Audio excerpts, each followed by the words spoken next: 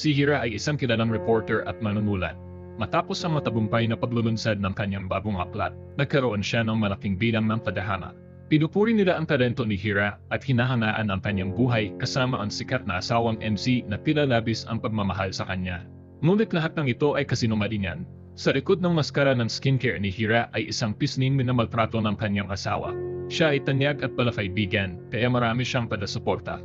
Ngunit pag-uwi niya sa bahay, nagiging mapaghinala ito at kinokontrol ang bawat kilos at schedule ni Hira. Kaya naman, ayaw na talagang umuwi ni Hira. Matapos ang paglulunsad ng kanyang libro, lumabas siya upang kumain kasama ang isang tapat na tagahanga na dati rin niyang kasamahan sa trabaho. Ang pangalan niya ay Yun Sung, isang lalaking may napakabigat na buhay. Para bang eksaktong inilalarawan ng libro ni Hira ang kanyang buhay. Ngunit hindi kailanman inakala ni Hira na matapos lamang ang ilang baso ng anak, paggising niya kinabukasan, matatagpuan niya ang sarili niyang nakapantulog sa kama habang nasa tabi niya ang damit ni Yun Sung. Pagdating niya sa kumpanya, napapalibutan si Hira ng mga reporter. Tinanong siya kung may relasyon siya sa batang reporter na si Yun Sung. Labis siyang nagulungan sa tanong na ito. Pagpasok sa opisina, binuksan niya ang kanyang cellphone at nadiskubre na trending sa internet ang isang sensitibong video tungkol sa kanya. Kasabay ng mga larawan kumakain siya kasama si Yun Sung, biglang naglaho ang imahe niya bilang isang matatag na babae. Tinawagan siya ng kanyang assistant upang ipaalam na lahat ng mga kumpanyang pumirma ng kontrata para sa kanyang libro ay nagkansela na. Maging ang mga mambabasa ay agad na ibinalik ang kanilang biniling libro matapos lamang ang isang gabi. Nasira ang career ni Hira sa isang iglap. Isa sa mga tagahanga ng libro ni Hira ay isang napakatalinong abogado na nagngangalang Min Jun, ngunit ginamit niya ang kanyang katalinuhan upang ipagtanggol ang masasamang mayayaman. Ang kliyente ni Min Jun sa kasalukuyang paglilitis ay isang boss ng isang malaking kumpanya. Inakusahan siyang nanghalay sa sekretarya niyang si Jiang. Ngunit nang humarap siya sa korte, pulo siya ng kayabangan at walang takot dahil may magaling siyang abogado. At totoo nga, gamit ang matalas niyang pakangapwiran at malalim na kaalaman sa batas, napalitan ni Min Jun ang sitwasyon mula sa isang rapist, naging biktima siya ng pang-akit ni Sekretarya Jiang. Sa kabila ng labis na paghihirap ni Jiang, nawalan pa ng anak dahil sa panggagahasa ng kanyang manyakis na amo, natapos ang paglilitis na panalo si Min Jun. Ngunit hindi siya masaya. Paglabas niya ng korte, binato siya ng mga tao ng iplo. Ngunit hindi siya nagalit. Sa halip, ginamit niya ang bahagi ng perang kinita niya upang bigyan ng kompensasyon ang pamilya ni Jiang. Dahil sa mundo ng batas, kung masyado kang matuwid, mas madali kang mawawalan ng lugar. Kahit mabuti kang tao, kailangan mong tiisin ang pagtatrabaho para sa masasama. Samantala, tumakbo si Hira upang hanapin si Yun Sung. Ngunit tila naglangon na ito mula sa kumpanya. Kasabay nito, iniabot sa kanya ng sekretarya ng kanyang asawa ang mga papeles ng diborsyo. Kahit saan magpunta si Hira, siya ay kinukutya ng mga tao. Hindi pa rin siya makapaniwala na nangyayari ito sa kanya. Maging ang posisyon niya bilang MC sa TV station ay napunta na sa kanyang karibal na si Mion. Ang kanyang asawa, si Han Shok, ay ayaw ng pakyan ang anumang paliwanag ni Hira. Gusto nitong tuluyang putulin ang anumang ugnayan sa kanya. Pati ang kanyang bank account ay na-freeze. Kaya naman, nang magpakarga ng gas si Hira, wala siyang perang pambayad. Ang mga librong pinakamamahal ni Hira, ang kanyang pinakamahalagang obra, ay itinapon lang sa isang sulok na parang basurang papel. Mula sa isang marangyang pamumuhay na may di mabilang na mga tadhana, napilitan na siyang lumipat sa isang madilim at masikip na apartment. Nagtataka si Hira kung bakit nangyari sa kanya ang ganitong kalokohang pangyayari. Bigla niyang naalala ang isang bagay. Noong gabi niyon, binigyan siya ni Yun Sung ng isang pares ng sneakers upang maibsan ang sakit ng kanyang mga paa. Ngunit ang babaeng nasa clip ay nakasuot ng high heels. Magkapareho sila ng suot na damit, ngunit hindi kita ang mukha ng babae sa video. Kaya nagdulot ito ng pagdududa sa lahat laban kay Hira. Agad siyang pumunta sa pribadong opisina ng detective na pinakapinagkakatiwalaan niya. Ngunit parang isang abandonadong gusali na ito. Pagpasok niya sa opisina, bigla siyang nawalan ng malay matapos gamitin ang electric baton ng isang babae. Ang totoo, ginawa iyon ni Yun Hei dahil inakala niyang isang masamang tao ang pumasok. Habang nag-uusap sila, ipinaalala ni Yun Hei kay Hira na matagal na silang magkakilala. Noong pareho pa silang mga baguhang reporter na naghahanap ng scoop para sa kanilang mga artikulo, nagkakilala na sila noon. Sa kasalukuyan, si Yun Hei ay isang masayahing tao. Sa sobrang pagiging prangka, napatawa pa siya sa paghihirap ni Hira. Ngunit hindi ito pinansin ni Hira at sinabi niyang may nag-set up sa kanya. Ipinakita niya kay Yun Hei ang lahat ng ebidensyang mayroon siya. Si Yun Hei, na nagmana ng detective agency ng kanyang ama, ay pumayag na tulungan siya sa halagang 2 milyong won. Ngunit dahil wala pang ganoong kalaking pera si Hira, kinailangan niyang humanap ng trabaho. at ang kanyang napasukang trabaho ay ang pag-car wash ng mga sasakyan. Samantala, nag-aalala si Minjun para kay Hira kaya nagpadala siya ng tao upang mag-imbestiga at natunton ang detective agency na kanyang pinuntahan. Balik kay Yunhei, napatunayan niyang siya ay napakakapakipakinabang. Matagumpay niyang nakunan ng litrato ang isang transaksyon sa pagitan ng asawa ni Hira at ni Yeon-sung at isa pang babae. Malinaw na ito ay isang bitad na itinanim ng asawa ni Hira upang wasakin siya matapos niyang higitan ito sa kasikatan. Nang mailathara ang libro ni Hira, natakot si Hansho na maging mas tanir pa ang kanyang asawa kaysa sa kanya. Sa takot at inggit, sinampal niya si Hira. Ngunit hindi nagdalawang isip si Hira na sampalin din siya pabalik. Dahil dito, lalong namuhi si Hanshok sa kanya. Ang unang hakbang sa kanilang paghihiganti ay ang pagharap kay Yeon-sung. Nagpapakita siya ng pagiging kaawa-awa sa harap ni Hira, ngunit sa social media, nagpo-post siya ng mga larawan habang nag-enjoy sa mamahaling bars. Ang pinakamagandang paraan ay ang bulihin siya at ipasa kay Yunhei. Sa matinding kumpiyansa, pumasok si Yunhei sa bar suot ang kanyang kaakit-akit na damit. Agad niyang nakuha ang atensyon ng mga tao, kabilang si Yeon-sung. Mabilis na lumapit si Yeon-sung kay Yunhei, ngunit hindi niya alam kung sino talaga ang magiging biktima. Ilang minuto lang ang lumipas, hinila na ni Yunhei ang lasing na si Yeon-sung palabas ng bar at isinakay siya sa sasakyan ni Hira. Dinala nila siya sa bahay at itinali sa bato. Binuhusan ni Yunhei ng tubig si Yeon-sung upang magising ito, pagkatapos ay kinakot niya ito gamit ang kuryente. Habang lalong natatakot si Yeon-sung, lalong nagiging masaya si Yunhei. Mahinahon niyang hinimok si Yeon-sung na aminin ang lahat, ngunit tumanggi ito, kaya inilabas niya ang hair dryer. Sa sobrang takot, agad na nagpaliwanag si Yeon-sung na hindi siya talaga natulog kasama si Hira noong gabing iyon. Matapos pa inumin si Hira ng alak na may halong gamot, dinala niya ito sa hotel. Gayunpaman, ang babaeng nasa sex video kasama niya ay ang kanyang kasintahan. Pinagsuot niya ang kasintahan ng damit ni Hira upang magmukhang siya ito. Nang makuha na ni Yunhei ang sagot na gusto niya, binuhusan niya ulit ng tubig sa mukha si Yeon-sung upang hindi niya marimutan ang araw na ito. Pagkatapos, bumiyabang siyang umalis kasama si Hira. Matapos nilang ayusin ang kaso ni Yeon-sung, sunod naman si Hanshok. Nakahanap si Yunhei ng pagkakataong makapasok sa hotel room kung saan tumutuloy si Hanshok. Nagkunwari siyang nabunggo ang isang waiter upang makuha ang room card.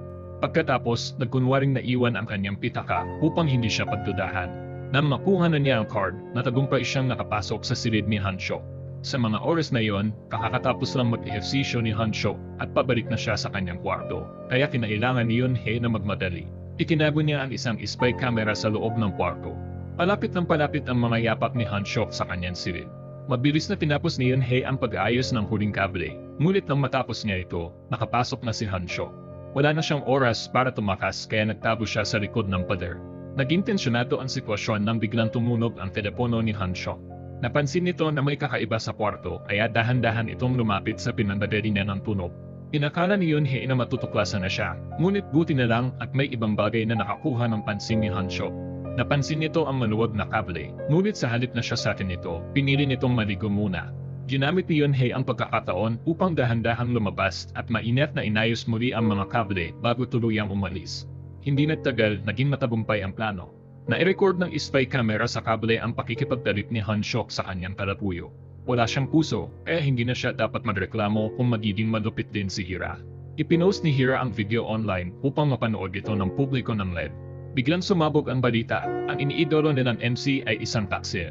Naglabas din si Hira ng isang voice recording ng pagtatapat ni Hanshok upang linisin ang kanyang pangalan. Ngayon, nagalit ang publiko at bumaliktad ang opinyon ng mga tao laban kay Hanshok. Pinutakti siya ng batikos dahil sa pagtataksil, pang-aapi sa kanyang asawa at pagiging isang duwag. Hindi naman malupit si Hira, napilitan lang siyang ipagtanggol ang sarili dahil sa matinding pananamantala sa kanya. Lalong naging interesado si Minjun sa nangyayari. Samantala, abala si Hanshok sa pakikipagtalik sa kanyang kalapuyo, kaya hindi pa niya alam na sumabog na sa internet ang kanyang iskandalo. Hindi man lang niya pinansin ang mga tawag sa telepono ng kanyang assistant at ng kumpanya niyang namamahala sa kanyang career. Nalaman lang niya ang lahat ng makatanggap siya ng tawag. Ang kalaguyo ni Hanshok ay walang iba kundi si Mion, ang babaeng lantarang kumaharap kay Hira sa PB station. Dahil sa isang viral na video clip, binapiko si Mion ng mga galit na tao na humihiling ng kanyang pagbibitiw. Pagdating ni Hanshok sa kumpanya, pinaributan ng maraming mamamahayag ang kanyang sasakyan. Ang ilan pa nga ay naghagis ng mga itlog sa pintuan ng kanyang kotse. Mula sa pagiging isang sikat na MC, si Hanshok ngayon ay naging isang taong kinamamamuhian at pinupulaan ng publiko sa internet. Pagpasok niya sa loob ng kumpanya, ipinaalam sa kanya na lahat ng mahalagang kontrata ay kinansela na. Pinanggal din ang kanyang pagiging endorser ng iba't ibang brands. Dito na natapos ang kanyang career, ang parehong kapalarang ipinadama niya kay Hira noon. At ngayon, si Hanshok naman ang nakakaranas ng matinding takot at pangamba. Sa desperasyon na mabawi ang kanyang imahe at tanal, galit na inutusan ni Hanshok ang kanyang assistant na hanapin si Abogado Minjon, ngunit tanging si Hira lang ang nais kausapin ni Minjon upang matulungan siyang makamit ang hustisya. Alam ni Yunhei na hindi basta-basta papatawarin ni Hanshok si Hira matapos ang lahat, kaya binigyan niya ito ng isang sobre at sinabing gamitin ang pera upang tumakas patungong Amerika. Nag-aalala si Hira para kay Yunhei, ngunit tiniyak nito na magiging maayos siya dahil may isang taong nagbabantay sa kanya, si Taeon, isang bihasang hacker na nagtanggal ng lahat ng CCTV footage na posibleng magturo kay Yunhei. Kinagabihan, pauwi na si Hira nang makita niyang nahihirapan si Minjon sa isang vending machine. Binigyan niya ito ng barya upang makabili ng inumin na lalong nagbigay ng magandang impresyon kay Minjon dahil masaya si Hira sa araw na yon, gusto niyang ipamahagi ang kasiyahan sa iba. Ngunit hindi pa nagtatagal ang kanyang ngiti nang biglang dumating ang abogado ng kanyang asawa upang arestuhin siya at dalhin sa istasyon ng pulisya. Mariing itinanggi ni Hira na siya ang naglabas ng video dahil wala silang ebidensyang magpapatunay nito. Ngunit dahil nag-iisa lamang siya at tila mahina sa paningin ng iba, patuloy siyang pinipilit ng mga pulis.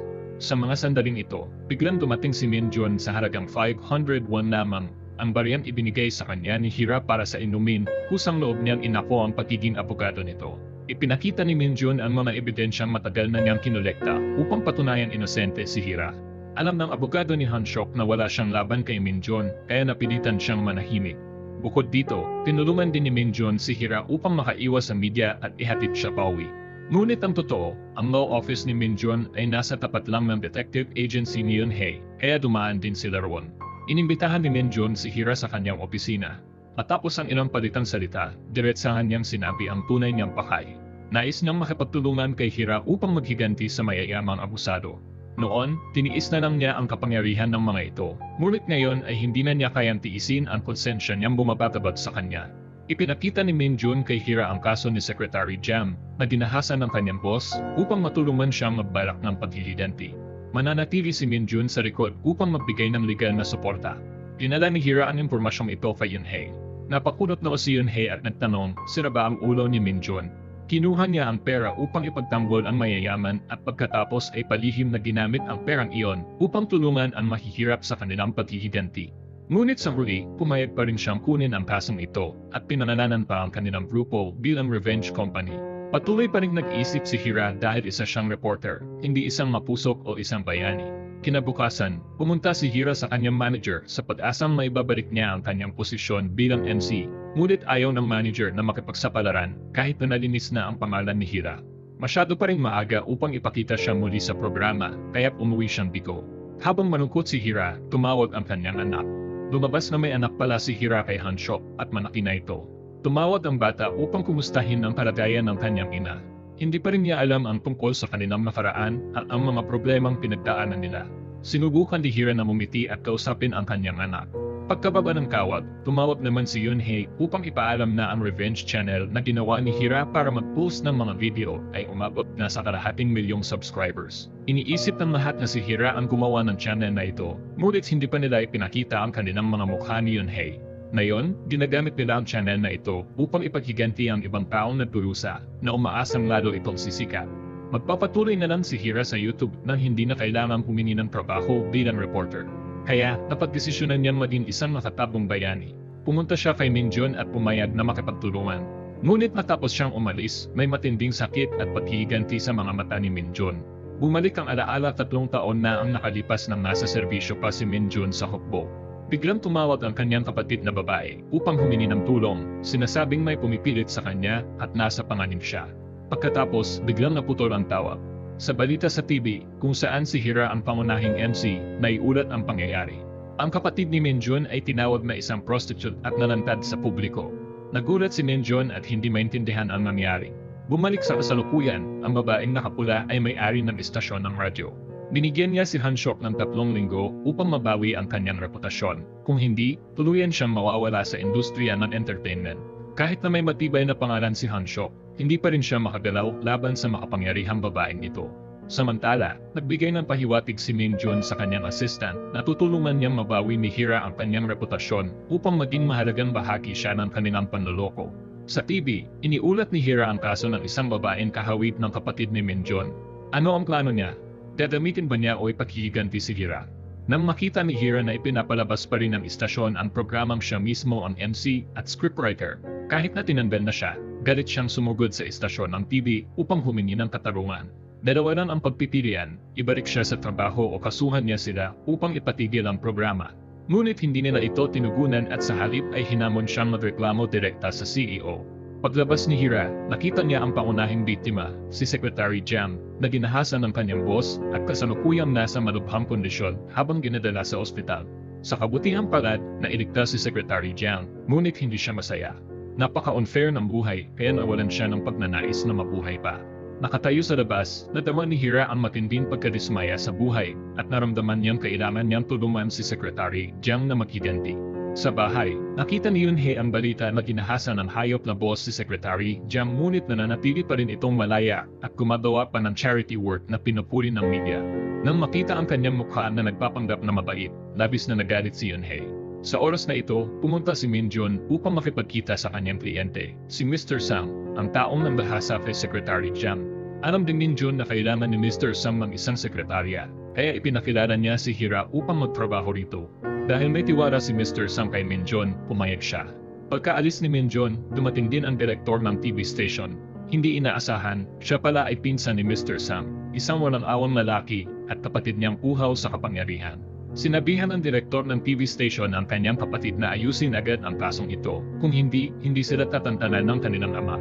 Hindi ito isang paalala kundi isang babala. Kung hindi magagampanan ni Mr. Sang ng maayos ang kanyang papel, kukunin ng direktor ng TV station ang lahat ng kapangyarihan. Ang direktor ng TV station ay isang puso at mapanlinlang na tao. Isang regalo ang ibinigay ni Min Jun kay Mr. Sang, isang ballpen. Sa mga bato sa ballpen, may nakatapong kamera. Sa kabutihang palad, hindi ito natuklasan ng direktor ng TV station. Samantala, si Hira ay pumunta upang makita ang ina ni Secretary Jiang. Lubhang nagdadalamhati ang ina sa sinapit ng kanyang anak. Habang nag-uusap sila, biglang lumabas sa TV ang balita.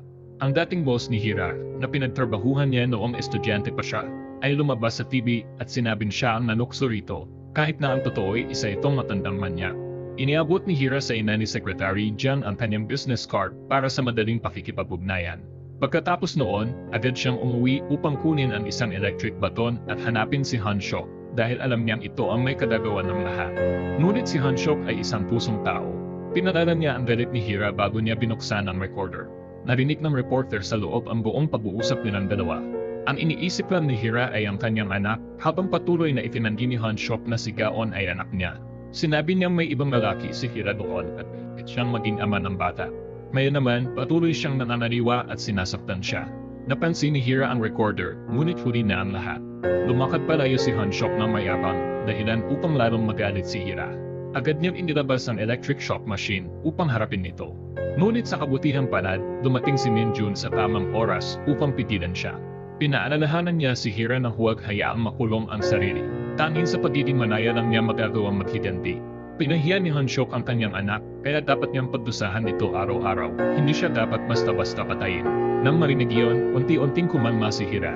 Nanginig siya habang bumalik sa bahay. Hindi naglakas loob na buksan ang TV sa takot na may marinig siyang masamang balita tungkol sa kanyang anak.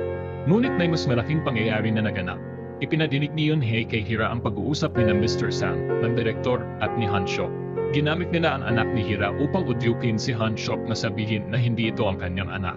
Sa ganoong paraan, muling babaliktad ang opinyon ng publiko at sisimulan siyang pagalitan. Narinig nila ang recording na ito dahil nang pasukin ni Yunhei ang kwarto ni Han Shok. Hindi niya nakalimutang mag-install ng recording software sa kanyang telepono.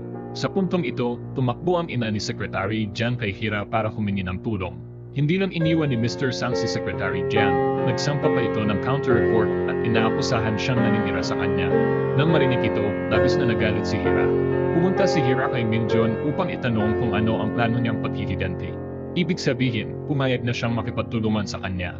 Hindi nagtagal, nagpunta si Hira mag-isa sa daan upang maghanap ng isang tao. Kaka-receive lang ni Min Jun ng impormasyon tungkol sa anak ni Hira. Lumabas na hindi pala anak ni Han Shok ang bata. Noong taon may pinanganak ni Hira, namatay ang bata. Labis na nahirapan si Hira kaya nag-ampon siya ng ibang bata. Ngunit noong panahon iyon, nasa business trip si Hanshok sa ibang bansa, kaya hindi niya alam na inaalagaan ni Hira ang isang batang hindi kanya. Bumalik kay Hira, nababaliw na si Hanshok. Minamaneho ang kotse patungo sa kanya at marahas na itinulak siya papasok. Pinanong niya kung nasaan ang bata upang makuha ito at gawin ang DNA test. Nang mabanggit ang bata, naalala ni Hira ang nakaraan nung siya ay buntis. Madalas maglasing si Hanshok at tinatakot siya, kaya't siya ay napapraning.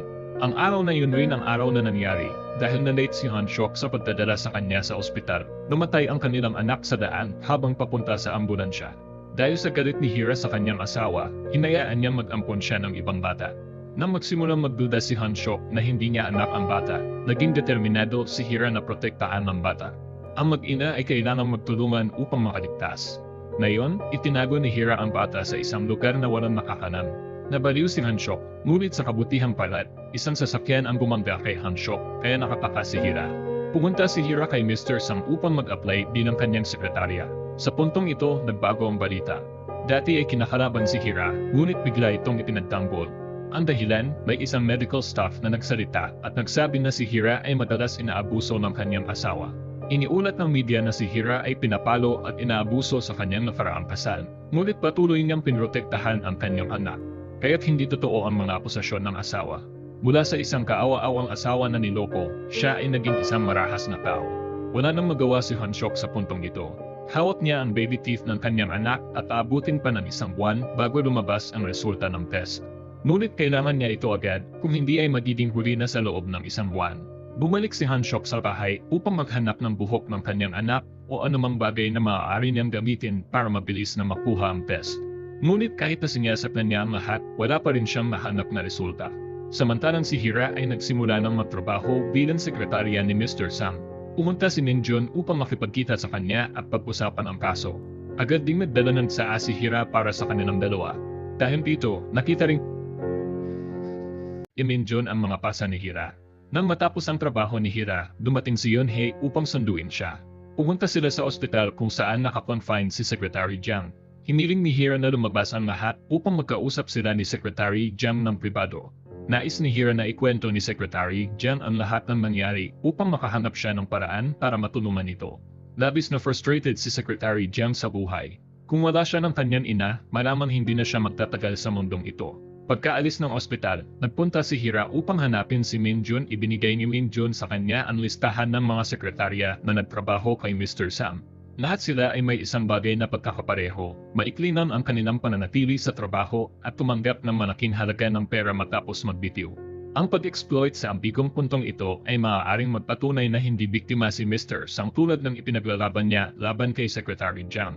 Ngayon, kailangan nilang pumunta sa bawat sekretarya upang kumbinsihin silang magsalita at ituligsa si Mr. Sam. Ngunit nang marinig ang pangalan ni Mr. Sam, lahat sila ay natakot at umalis. Wala silang nakuha ni isang positibong resulta buong gabi. Kung hindi sila makakakita ng saksi, kailangan nilang maghanap ng ebidensya mula kay Mr. Sam. Kaya't inialay ni Hira ang kanyang sarili upang maging sekretarya ni Mr. Sam at makuha ang kanyang tiwala. Regular niyang inireport kay Minjun ang mga kasosyo na pumapasok at lumalabas sa opisina ni Mr. Sam at itinayo ang kamera sa pinakamainam na posisyon upang obserbahan. Mayroon ding break room sa opisina ni Mr. Sam. Dito siya gumagawa ng mga masalimuot na bagay sa kanyang mga sekretarya. Iminungkahi ni Hira na subukan niyang makapasok dito, ngunit kailangan muna ng password. Kinabukasan, sumingit siya sa kwarto ng walang tao at naglagay ng tape upang makuha ang mga fingerprints sa password. Ngunit bago siya makaalis, nahuli siya ni Mr. Sam. Sa kabutihang palad, hindi siya nag-isip ng malalim tungkol dito. Kinabukasan, nagsimula ang paglilitis at napatunayang nagkasala si Secretary Jiang ng pang-aabuso at pangdidipit sa kanyang superior. Inatulan siya ng 2 taon na pagkakabilanggo at 3 taon ng probation. Alam ni Secretary Jiang na hindi siya kayang kalabanin ang kapangyarihan ng pera, kaya't tanging pagtitiis na lang ang kayanin gawin. Nakaupo sa ibaba ang kanyang ina at labis na nalulungkot para sa kanya. Habang ang biktima ay nagdudusa, ang negosyo ng masamang tao ay umuunlad. Ang mga tao sa publiko ay isang grupo ng mga tao na hindi matatag sa kanilang mga opinyon. Sinimulan nilang kondenahin si Secretary Jiang at ang kanyang ina. Samantala, ang kwento ni Huansuk ay isang kasinungalingan, ngunit mayroon pa siyang oras upang magsaya sa bahay. Mukhang gusto siya ng direktor ng TV station, kaya't handa siyang gawin ang lahat upang iligtas siya. Balik kay Hira, mukhang dumating na ang kanyang pagkakataon. Nang kailangan ni Mr. Sang na pumunta kasama ang kanyang anak na babae upang makipagkita sa mga in-laws at ang ibang empleyado ay umalis din ng maaga. Sumingit si Hira sa opisina niya. Batay sa mga fingerprint na nakolekta sa tape, naisip ni Hira ang bawat password. Ngunit sa oras na ito, hindi pumunta si Mr. Sang at ang kanyang anak na babae sa pinagtagpong lugar kundi huminto sa gitna ng kalsada dahil kinansela ng kabilang partido ang pagpupulong. Malinaw na hindi nila nirerespeto ang pamilya ng babae dahil ang anak ni Mr. Sang ay buntis. Ang mas delikado pa ay binuksan ni Mr. Sang ang kamera sa kwarto upang manood at nakita. Tinatangka ni Hira na buksan ang password ng kanyang lihim na kwarto, kaya't agad niyang pinaikot ang sasakyan at bumalik. Hindi mabuksan ni Hira ang kwarto kaya tumalima siya sa computer. Kinopya niya ang lahat ng mahalagang files sa computer ni Mr. Sang. Si Mingjun ay nanatili sa bahay upang subaybayan ang plano at natuklasan na nagbago ang ruta ng sasakyan ni Mr. Sang, kaya't agad niyang tinawagan si Hira upang ipaalam ito. Ngunit hindi pa rin tumigil si Hira at ipinagpatuloy ang pagkopya ng mga files. Nakarating na sa parking lot ng kumpanya ang sasakyan ni Mr. Sang, ngunit nandoon pa rin si Hira sa opisina. Nag-alala si Minjun kaya tumakbo siya papunta roon. Nang makopya ang mga files, inalis ni Hira ang USB at biglang pumasok si Mr. Sang sa kwarto. Tinitigan siya ni Mr. Sang ng galit na mata na ikinataranta ni Hira. Hinawakan niya ang kamay ni Hira at hindi ito pinakawalan at sinampal siya nito. Sinubukan niyang kunin ang USB mula sa mahigpit na kamay ni Hira. Ngunit kahit na inaabuso siya, mahigpit pa rin ang pagkakahawak ni Hira sa kanyang kamay. Sa oras na ito, papunta na si Minjun. Nakita niya ang pang-aabuso at labis na nag-alala kay Hira. Gumamit si Mr. Sang ng karayom upang magbigay ng pampamanhid kay Hira. Ngunit kumapit si Hira sa isang base at pinukpok siya sa ulo. Pareho silang nasugatan. Sinubukan ni Hira na tumayo at umalis, ngunit pinagsasaktan ulit siya ni Mr. Sang. Pinatanong siya at si Minjun kung anong plano nila dahil siya ang nagpakilala kay Hira sa trabaho. Binuksan ni Mr. Sang ang pinto ng lihim na kwarto at hilahin si Hira papasok. Kung nais niyang pumasok doon, imbitahan siya nito. Ngunit biglang sumigaw si Hira na ito ang kwarto kung saan malupit na pinahirapan ni Mr. Sang ang kanyang sekretarya at nakaligtas siya gamit ang kanyang pera at kapangyarihan. Bago pa man makareact si Mr. Sang, ang lahat ng kanyang masasamang gawain ay na-livestream ni Hira. Nalaman ng lahat ang tunay na pagkatao ni Mr. Sang at kailangan na magsimula ulit ang paglilitis kay Secretary Jem upang makuha ang hustisya para sa kanya. Nabaliw si Mr. Sang at itinapon ang telepono na nagwasak ng kanyang buhay. Pagkatapos tinitigan si Hira ng galit at pinlano niyang patayin siya. Pagkatapos ay tumakas at magtago sa ibang bansa. Pagdating ni Minjun sa kumpanya, ang mga pulis at ambulansya ay naroroon. Ligtas si Hira. Ipinadala niya kay Minjun ang USD na muntik na niyang ikamatay upang makuha. Sa loob nito ay ang mga files mula sa computer ni Mr. Sang.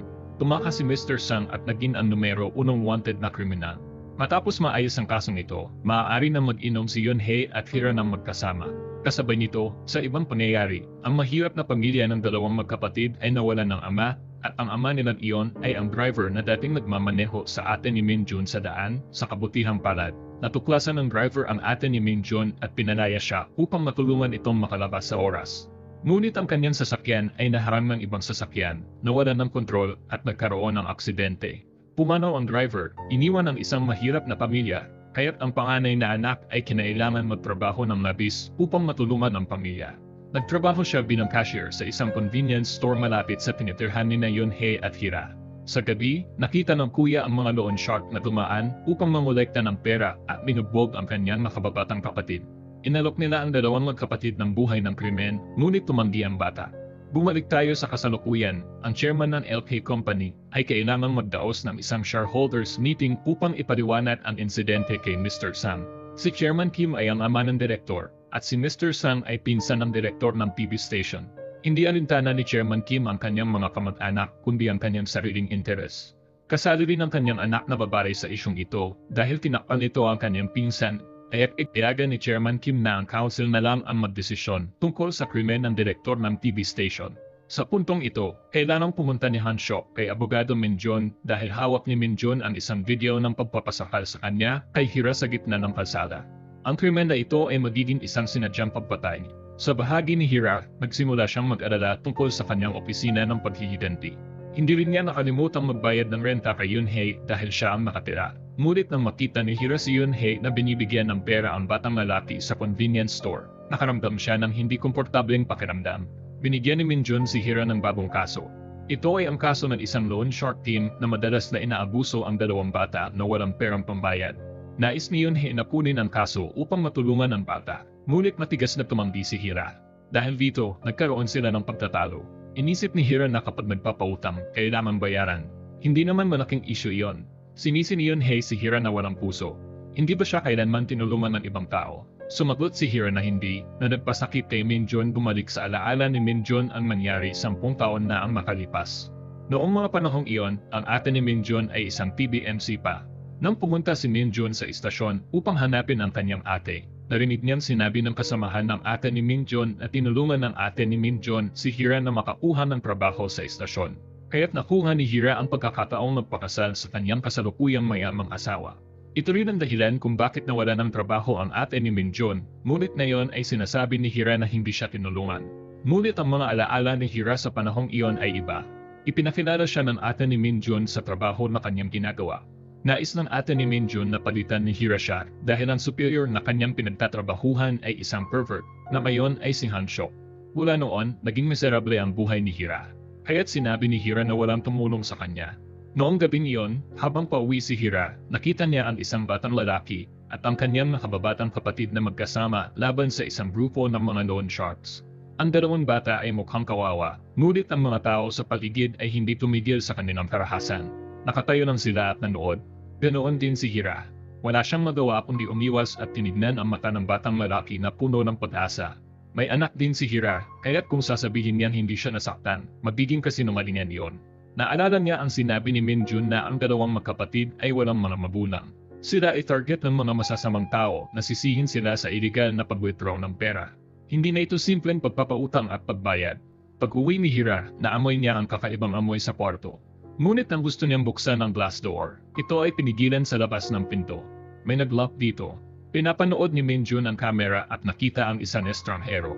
Napansin niya ang isang hindi pangkaraniwang pangyayari, kaya't agad siyang tumakbo upang hanapin si Hira. Ngunit sa oras na ito, nakatagpo na si Hira ng isang intruder, walang iba kundi si Yensong.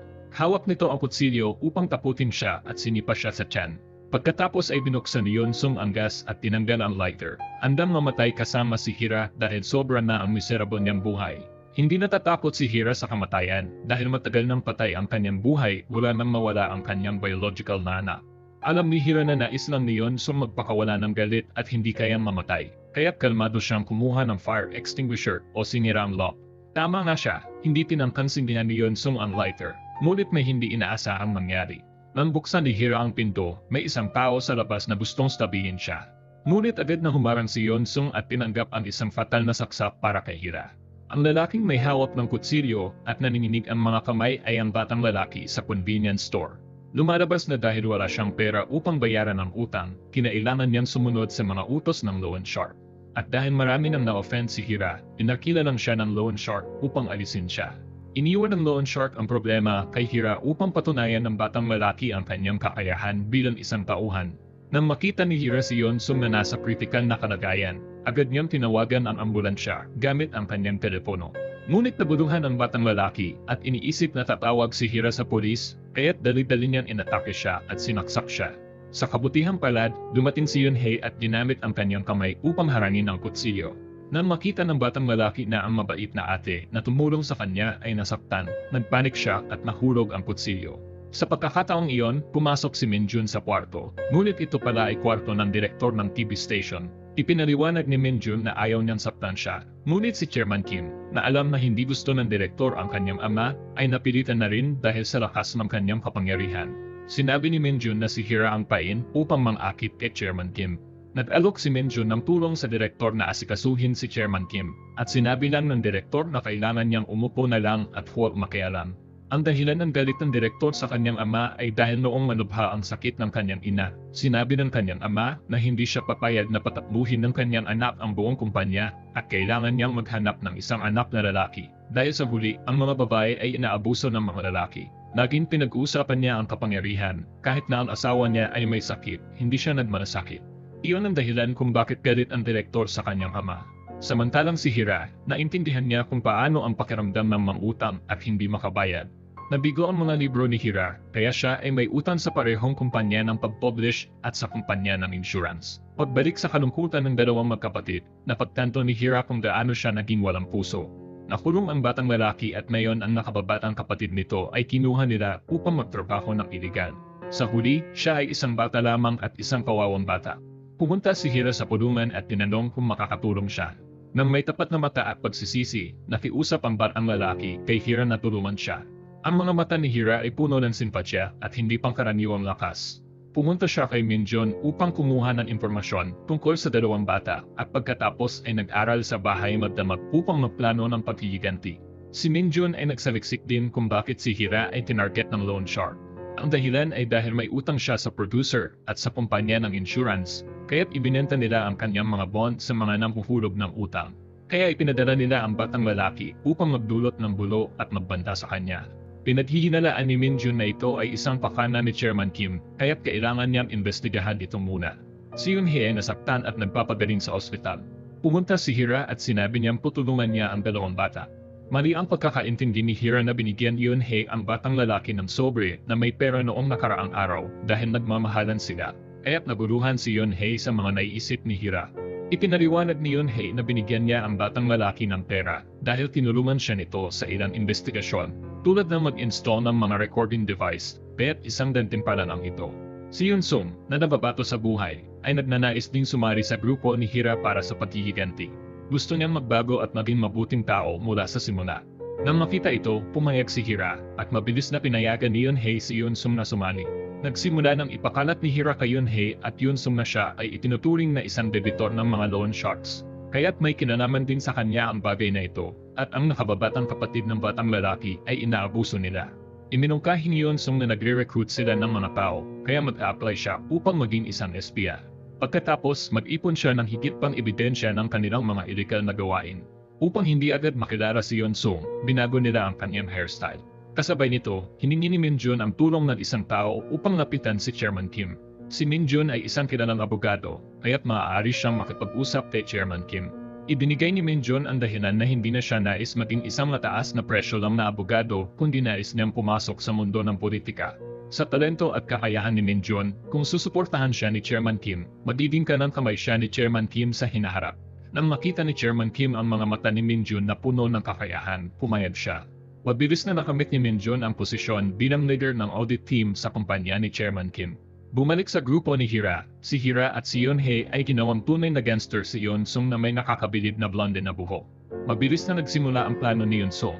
Hindi maayos ang kumpanya, kaya nang makita ng boss ang itsura ni Yun-sung bilang gangster, agad siyang tinanggap. Pagkatapos nito, pinapraktis agad siya ng boss. Pumunta ang dalawa sa isang maliit na tindahan na pag-aari ng isang babae. Kasabay ng kanilang pagdating, umuwi ang anak ng babae mula sa paaralan. Binigyan siya ng boss ng isang business card para hikayatin siyang magtrabaho para sa kanya upang bayaran ang utang ng ina.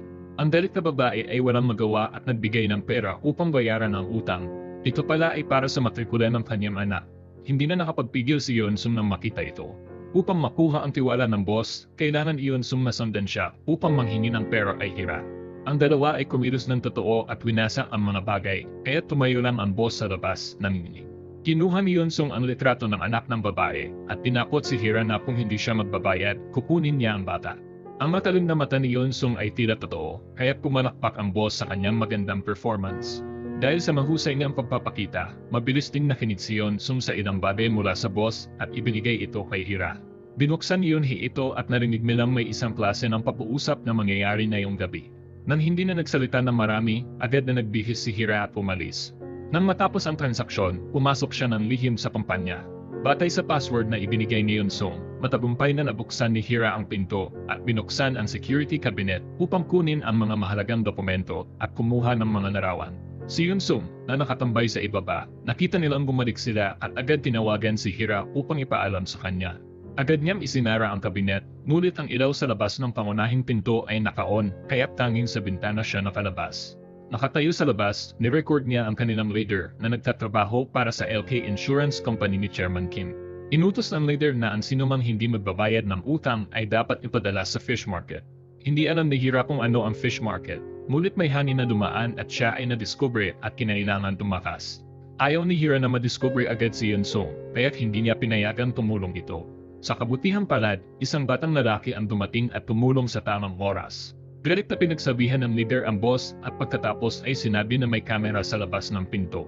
Kaya nang makita ang mga mukha ng mga intruder at mga kasama nila, pinayagan nila silang pumunta sa fish market. Kinabukasan, nagdala si Hira ng listahan ng mga bond companies na naipasa na sa mga loan sharks. Bumalik kay Hanshok, nakita niyang hindi siya nakatanggap ng tulong mula sa direktor, kaya't galit siyang pumunta upang hanapin ang direktor. Sinabi ng direktor na wala siyang kinalaman sa kanya at wala siyang obligasyong tumulong. Bukod pa rito, ngayon na siya'y malaya at hindi na konektado kay Hira, maaari na siyang mamuhay ng buhay na gusto niya. Ngunit gusto ni Hanshok na bumalik ang lahat sa dati. Wala nang ibang choice ang direktor kundi ilabas ang imahe ni Hanshok na gumagamit ng droga at paalalahanan siya na pahalagahan ang kanyang malayang buhay. Inilabas din ni Hanshok ang eksena kung saan sila ay naging malapit. Kasama na rin dito ang isang recording ng direktor na pinapaamo siya upang kunin ang anak ni Hira para sa DNA test. Ngayon na magkasama na sila, ang sinumang unang magtaksil ay kailangan magbayad ng kaparusahan.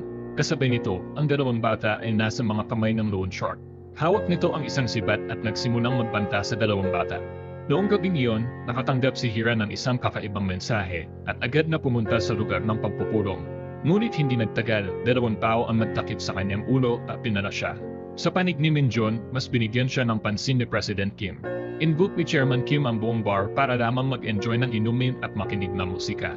Napansin siya ng senior manager na bagong balik mula sa pag-aaral sa ibang bansa. Wala siyang magawa kundi ang mag-ayos ng buhok at maghanda upang ibaba ang kanyang damit para matugunan ang kagustuhan ni Chairman Kim.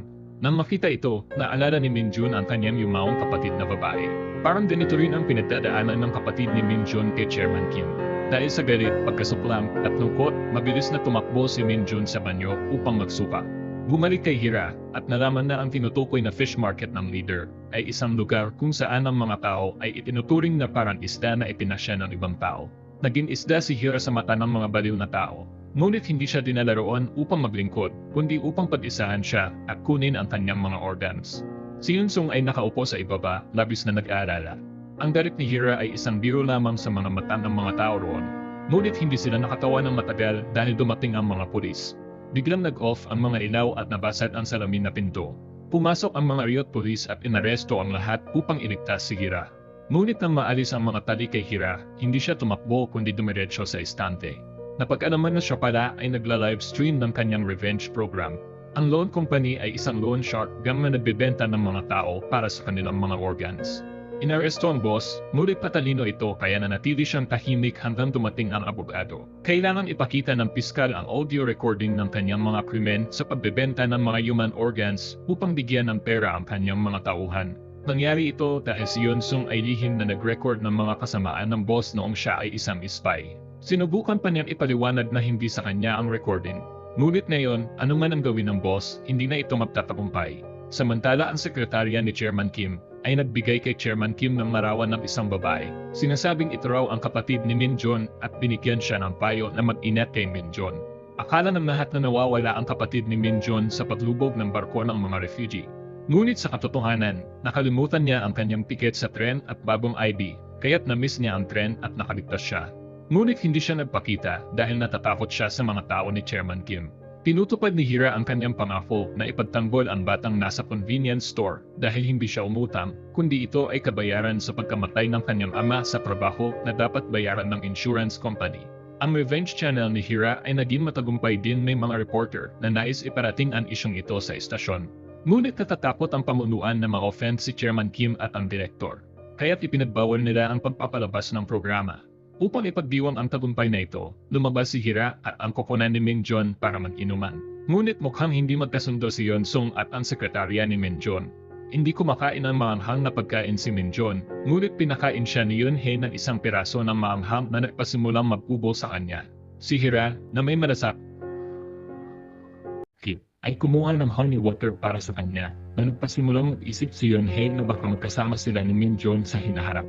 Tinawagan din ni Hira ang kanyang anak at sinabi na huwag mag-alala dahil ayos siya at mabuti ang kalagayan. Dahil dito, nagdarawang isip si Minjon kung makikinabang siya at ilalagay si Hira sa panganib muli. Kinabukasan, tinawag ni Chairman Kim si Minjon sa meeting room. Ngunit hindi siya nagtanong ng marami o nagsalita. Ngunit naramdaman niya na si Minjun ay magiging isang tapat na tao. Kailangan ni Minjun na palakihin ang balita tungkol sa financial scandal upang mailing ito sa LK Insurance Company. Sa ganitong paraan, mabilis na maapektuhan si Chairman Kim. Kaya pumunta si Minjun kay Hira at binigyan siya ng isang script na tumutok sa pisikal at mental na sakit ng biktima upang magdulot ng isang public storm. Napansin din ni Hira si Chairman Kim. Nagdalawang isip si Minjun nang ibigay ang plano kay Hira dahil natatakot siya muling ilagay ang isang babae na dumaan sa matinding sakit sa panganib. Ngunit pinaalala ni Secretary Maru kay Minjun na si Hira na ang naglagay sa kapatid niyang babae sa panganib kaya't hindi siya dapat magpatalo sa kanya. Kapag nakuha na niya si Hira, wala na siyang babalikan. Si Hira ay isang reporter. Handa siyang ilantad ng iba upang makakuha ng mga viewers at ilagay sa panganib ang buhay ng taong na-expose. Sinabi ito ni Maru kay Minjun tungkol sa kapatid ni Minjun kaya't hindi siya dapat maapektuhan. Ang dahilan kung bakit naging matindi ang reaksyon ni Maru ay dahil ang kanyang mga kamag-anak ay kasama sa shipwreck noong taon na yon. Dahil galit siya sa kapitan na kumuha ng suwol upang mag-transport ng mga tao gamit ang overloaded na barko, inambos siya ni Maru at nakulong. Noong panahong iyon, binigyan siya ni Minjun ng isang larawan. Nang makita ang larawan ni Chairman Kim, naintindihan ni Maru na pareho silang may kalaban. Kaya't nakapagtulungan siya kay Minjun bumalik sa kasalukuyan. Nag-usap ng pribado si Minjun at Hira at sinabing na hindi simpleng tao si Chairman Kim. Kaya't kung nais niyang ilantad siya, kailangan pag-isipan niyang mabuti. Naalala ni Hira ang pag-uusap nila ng leader. Binanggit niya ang LK Insurance Company at iyon ay kumpanya ni Chairman Kim. Kaya paano niya ito maaaring baliwalain? Bigla na lang nakatanggap si Hira ng mensahe mula kay Hanshok. Pinipilit siyang makipagkita o sasaktan niya ang kanyang anak. Ngunit pinigilan siya ni Minjun, sinabi ni Minjun na napakapanganib kung makikipagkita siya ng mag-isa. At tama na, nung dumating ang grupo ni Hanshok sa lugar ng tagpuan, agad siyang pinatulog ng leader. At ang mensahe pala ay pinadala ng leader upang makipin si Hira sa isang bitat. Ang leader na ito rin ang taong humambol sa kapatid ni Minjun noon. Dumating si Hira sa tagpuan. Papanapit na ang leader upang atakihin siya nang makita niya si Minjun mayroon siyang pulis na kasunod, kaya't kinailangan niyang umatras muna. Nang dumating si Hira, walang tumawag sa kanya at hindi rin sinagot ni Hanshok ang kanyang mga tawag. Ang tanging iniisip niya ay baka saktan nito ang kanyang anak. Ngunit sa kabutihang palad, nang tawagan niya ito, ligtas pa rin ang bata sa ibang bansa. Ang leader ay tauhan ng direktor. Dahil sobrang inis siya kay Hanshok, inutusan niya ang kanyang mga tauhan na tapusin ito. Samantala, biglang nakatanggap ng isang package mula maraming taon na ang nakalipas ang kampo ni Chairman Kim. Ito ay mula sa kapatid ni Minjun. Sa loob nito ay may isang sulat mula kay Chairman Kim na nagsasaad na mayroon siyang anak at ang kaibigan ng kapatid ni Minjun ang nag-aalaga rito. Sinabi rin sa sulat na hanapin ang bata at protektahan ito. Kasama sa package ang lumang birth certificate ng bata. Bumalik kay Hira, tila nagsimula na siyang magkaroon ng kakaibang damdamin para kay Minjun dahil kahapon. Hinawakan niya ang kanyang kamay at ayaw siyang hayaan pumunta sa isang mapanganib na lugar. Ang pagtatapos ng isang malungkot na kasal at makasama ang isang taong may malasakit ay ang pinakamalaking ginhawa. Alam niyang paparating si Minjun, kaya't hindi niya namalayan inayos niya ang kanyang buhok. Habang papunta sa trabaho, binigyan ni Minjun si Hira ng isang form na naglilimita kung sino ang maaaring lumapit sa kanyang anak upang maprotektahan ito. Ginawa niya ito ng buong puso para kay Hira, hindi upang makuha ang kanyang tiwala. Dinala ni Minjun si Hira upang makilala ang mga biktima ng LK Insurance Company. Isang lalaking labis na nahihirapan ang nagpakita kay Hira ng insurance na pinirmahan ng kanyang asawa. Ngunit makalipas lamang ang ilang buwan, nagkaroon ng cancer ang kanyang asawa. Ibig sabihin, sinamantala ng insurance company ang kanyang asawa upang papirmahin ito ng insurance. Pagkatapos ay sinampahan nila ito ng kaso dahil sa pang-aabuso umano sa karapatan sa kompensasyon. May sakit ang kanyang asawa kaya pumirma siya ng insurance upang makakuha ng pera. Nagtatrabaho rin siya sa insurance company. Dapat sana ay nakasick leave siya, ngunit pinilit pa rin siyang mag-overtime upang maabot ang sales quota. Ang mga polisiya ng insurance na nagdulot ng reklamo ng mga kliyente ay siya rin ang humawak. Siya rin ang may responsibilidad sa mga reklamo ng customer. Kaya't napilitan silang magbayad ng kompensasyon mula sa sarili nilang bulsa. Sinampahan sila ng kaso ng insurance company, dahilan upang bumagsak ang katawan ng kanyang asawa at lumala pa ang kanyang sakit. Hiningi ni Hira ang medical records ng babae bago ito pumirma sa insurance. Lumabas na nagkaroon ng simpleng sipon at pumunta sa ospital, at mula noon, sinimulan na siyang tutukan ng insurance company. Humiling ng leave ang asawa upang magpagamot ng kanyang cancer, ngunit pinilit pa rin siyang tumanggap ng mga tawag na may reklamo. Samantala, habang pinararangalan ng insurance company ang kanilang mga mahusay na empleyado, sa labas naman ay nagpoprotesta ang isang grupo ng mga tao laban sa kumpanya at hinihingi nilang bawiin ng kumpanya ang kaso laban sa mga insurance sales planners tulad ng asawa ng lalaking nakatagpo ni Hira. Ang mga ito ay mga kamag-anak ng mga taong nagtrabaho sa insurance company na naloko at sinampahan ng kaso. Kasama rin sa issue ang ama ni Yunhei na may kinalaman sa LK Insurance Company. Ipinakilala siya ng isang kaibigan upang makipagtulungan sa pagbebenta ng mga produkto ng kumpanya. Ngunit kalaunan, sinampahan siya ng kaso dahil sa paninigarilyo malapit sa warehouse na naging sanhi ng sunog sa warehouse na naglalaman ng mga hilaw na materyales. Kahit na maliit ang sigarilyo, pinanggan niya ito sa malamig na lupa. Sa oras na yon, ang team ni Min Jun ay nagplaplano ring isiwalat ang insurance fraud ni Chairman Kim. Kasama sa plano ang hipag ni Min Jun, isang piskal. Ibinigay ng hipag ni Min Jun kay Min Jun ang isang kahon ng mga dokumento tungkol sa mga kaso laban sa LK Insurance sa nakaraang 5 taon. Sa ganitong kalaking kaso, kailangan magsanib puwersa ang mga biktima. Kasama na rito ang mga aksidente sa kalsada, warehouse, at mga kumpanya ng pagpapadala. Lahat ng ito ay may kinalaman sa kaso. Nagtrabaho silang tatlo hanggang sa hapon at kailangan nilang ibahagi ang impormasyon kay Hira. Ngunit pagdating nila sa bakuran, nag-request si Yunhei na tulungan silang magbuhat ng mga gamit. Hawak ni Min Jun ang kutsilyo sa kamay ng abogado. Kahit gaano siya kagaling, kailangan niyang magpatalo sa harap ng isdang nasa harap niya. Nakatayo si Hira sa likod at bumiti nang makita ito. Nang makita ni Yunhei na hindi magaling si Min Jun, pumasok siya agad sa trabaho. Mabilis nilang naihanda ang isang masarap na kainan. Nakita ni Hira na nagsusubo siya ng pagkain para kay Min Jun, ngunit pinayagan niyang kumain muna siya. Painit pa. Bigla na lang naramdaman ni Maru ang panganib. Natakot siyang baka magpadala si Min Jun at mag-give up sa kalagitnaan. Pagkatapos ng kainan, nag-usap ang lahat tungkol sa insurance company. Luminya ang kumpanya sa mga customer nito at pati na rin sa mga planners nila. Ngayon, kailangan nilang tipunin ang mga biktima upang gawing mas exciting ang protesta. Matapos ang usapan, umuwi na ang lahat. Si Yunhei at Hira ay naupo upang mag-usap. Sinabi ni Yunhei kay Hira na ang kanyang ama ay nahirapan sa kumpanya ng insurance na iyon. Kaya't lahat ng kanilang mga ari-arian ay na-invest sa pag-compensate sa kumpanya. Kinabukasan, nagtipon muli ang lahat ng mga nagpoprotesta. Hinati nila ni Hira at Yunsung ang mga tao upang dalhin sila sa isa pang lugar ng protesta na magdudulot pa ng mas malaking inay. Ang lugar na pinagmulan ng kanilang protesta sa nakaraang 3 buwan ay isang subsidiary lang ng kumpanya. Ngayon ay unang snow ng season. Napakaganda ng tanawin. Ngunit biglang may nangyaring insidente. Isang malaking truck ang bumangga sa sasakyan kung saan nakaupo si Hira at ilang iba pang mga nagpoprotesta.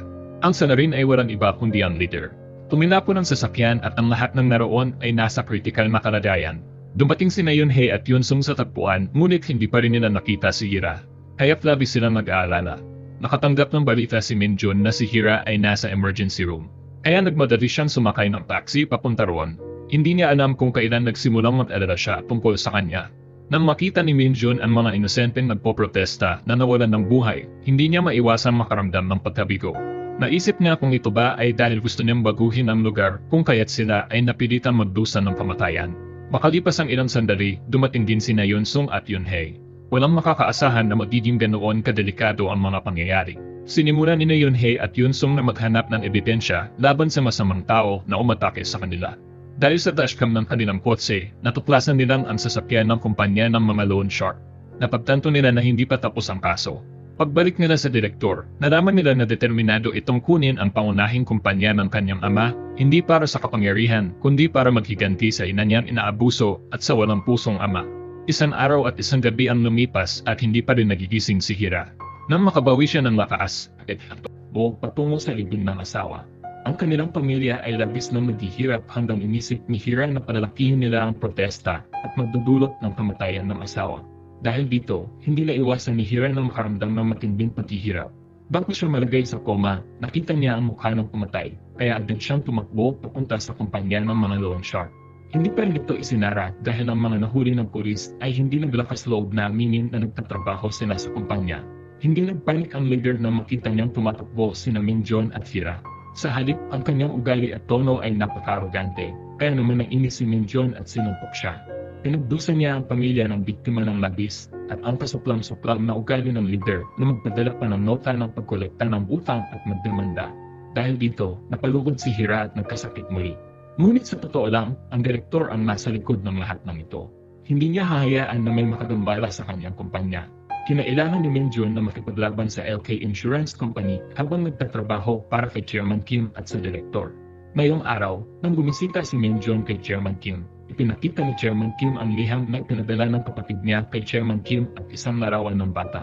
Hindi inaasahan, ibinunyag ni Chairman Kim na ang kapatid ni Minjun ay buntis sa anak niya. Kung ito ay nangyari hanggang ngayon, ang bata ay nasa edad 20 na. Dahil dito, labis na nagulat si Minjun, hindi may iwasan na maalala ni Minjun ang ampon na anak ni Hira. Si Hira, nakakabawi lang, ay tumakbo patungo sa kama ng ospital upang humingi ng tawad at tanungin ang kalagayan ng magpoprotesta. Pagkatapos ng insidenteng ito, hindi lamang sila natakot, kundi lalo pa nilang kinamumufian ang mga kapitalista. Hindi inaasahan, sa panahong ito, si Minjun ay lumipad patungong Amerika upang makita ang anak ni Hira. Kung ang kapatid niya ay nanganak ng anak ni Chairman Kim at ipinagkatiwala ito sa isang kaibigan upang palakihin, ang kaibigan na iyon ay walang iba kundi si Hira. At ang bata ay pamangkin ni Minjun nang bumukas ang pinto, ang batang nasa larawan ay nandoon. Tumutugma ang hitsura ng bata sa kapatid ni Minjun na napakaawa. Nang walang pagkaalinlangan, agad na dinala ni Minjun ang bata sa kanyang eroplano pabalik sa Korea. Si Hira ay bagong lumabas sa TV upang ibunyag ang mga mesala ang hindi pagkakapuntay sa mga kawani ng insurance plan. Ngunit pagkatapos, nakatanggap siya ng tiyaya na nagsabi sa kanya na ang kanyang anak ay kinuha ng abogado ng kanyang tunay na ama. Agad na naisip ni Hira si Hansho. Mabilis siyang tumakbo patungo sa paliparan upang hanapin ang kanyang anak. Kung kukunin ni Hansho ang bata, kukunin niya ito anuman ang mangyari. Kasabay nito, naroroon din si Chairman Kim sa paliparan dahil siya ang mag-utos kay Minjun na ibalik ang anak. Nang makita ni Hira na hawak ni Minjun ang kamay ng kanyang anak at iniabot ito kay Chairman Kim, inisip niyang tinataksil siya ni Minjun. Ang batang sigaon, nang makita ang kanyang ina, ay tumakbo agad palayo sa mga estrangherong iyon at tumalima sa mga braso ni Hira. Niyakap silang mag-ina ng mahigpit. Hindi makapaniwala si Hira na nakikipaglaban si Minjun para sa kanyang anak. Pabalik sa 10 taon na ang nakalipas, ang araw na iyon ay ang araw ng panganganak ng kapatid ni Minjun na anak siya at inalagaan ang bata mag-isa. Ngunit dumating ang mga tauhan ng direktor at pagkatapos ay nasunog ang kanilang bahay. Ang kapatid ni Minjun ay tanging anak lamang ang niyakap sa kalungkutan. Pabalik sa kasalukuyan, ibinigay ni Minjun kay Hira ang mga papeles ng kustodiya dahil si Gaon ay tunay na anak ni Chairman Kim at si Minjun ay abogado niya. Mahigpit na niyakap ni Gaon si Hira ngunit kalaunan ay kinuha siya pabalik sa bahay ni Chairman Kim. Hindi pa rin niya kayang maniwala na ito ang kanyang anak kaya inutusan niyang tawagan ng kasambahay ang kanyang personal na doktor upang magsagawa ng test. Pumunta si Minjun sa kanyang bayaw upang kumuha ng listahan ng mga buntis na nanganak sa ospital 10 taon na ang nakalipas. Tungkol kay Hira, sobrang mahal niya ang kanyang anak kaya't hindi na siya makapag-alala tungkol sa kaso ng insurance. Nang makita niyang paparating ang mga tao ni Chairman Kim, agad siyang sumunod upang makita siya. Binigyan ni Chairman Kim ng babala si Hira na huwag makipaglaban sa kanya tungkol kay Gaon kung hindi mawawala sa kanya ang bata. Nakita ni Chairman Kim na hindi natatakot si Hira, kaya't pinagbantaan siya tungkol kay Gaon. Kung patuloy niyang pinapalala ang mga bagay, magkakaroon ng hindi kinakailangang problema si Gaon mula sa publiko. At kailangan ni Gaon pumunta sa korte upang marinig ang laban ng kanyang tunay na ama at ampon na ina tungkol sa kustudiya ng bata. Tinanong ni Hira siya kung hindi ba niya inalagaan ang kapatid ni Minjun at si Gaon. Kaya bakit niya nais makipaglaban para sa bata sa kanya?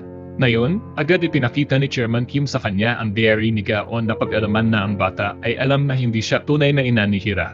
Ang pag-iwan sa kanya sa ibang bansa ay nagpapamiss kay Gaon kay Hira at sa kanyang tunay na mga magulang. Nakita na kalmado na si Hira, pinayagan siya ni Chairman Kim na bisitahin si Gaon hindi inaasahan. Pinili ni Hira na manatili si Gaon sa kanyang tunay na ama dahil hindi siya karapat-dapat na kunin ang bata. At ang tunay na dahilan sa likod nito ay mayroon si Chairman Kim na anak na babae, ang direktor, at siya ay sobrang determinado at mapakompetensya. Kung alam niya na may anak si Chairman Kim at ipapamana niya ang grupo sa bata, hindi niya kayang patawarin si Gaon kaya para maprotektahan ang kaligtasan ni Gaon, kailangan itong iwan kay Chairman Kim. Hindi lang ang direktor, kundi pati si Mr. Sang ay nagtatabo sa kanyang bahay dahil pareho silang may layunin na pabagsakin si Chairman Kim. Kaya't nagpatuloy sila sa pagtutulungan. Tungkol naman kay Minjun, nang makipagkita siya sa babae na tumulong sa kanyang kapatid noon, sinabi nito sa kanya na may grupo ng mga tao na dumating upang kunin ang kanyang kapatid. Isa sa kanila ay may tattoo sa leg. Agad na naisip ni Minjun ang leader, kaya't ang leader ay may kinalaman sa pagkawala ng kanyang kapatid. Nang gabi niyon, bumalik si Minjun upang makipag-usap kay Hira tungkol kay Gaon. Nalaman niyang hindi pa rin alam ni Hira na anak pala ng kapatid ni Min Jun si Gaon, iniisip pa rin ni Hira na anak siya ng senior na tumulong sa kanya. Kaya pinalaki ni Hira ang anak ng kapatid ni Min Jun. Nagsimula nang magtapat si Hira na noong mga panahong iyon, inisip niyan hindi tapat ang kapatid ni Min Jun sa pagtulong sa kanya. Ibinigay sa kanya ni Min Jun ang trabaho upang pabagsakin siya. Kaya't inilabas ni Hira ang iskandalo ng kapatid ni Min Jun sa TV. At ngayon, sobrang nagsisisi siya.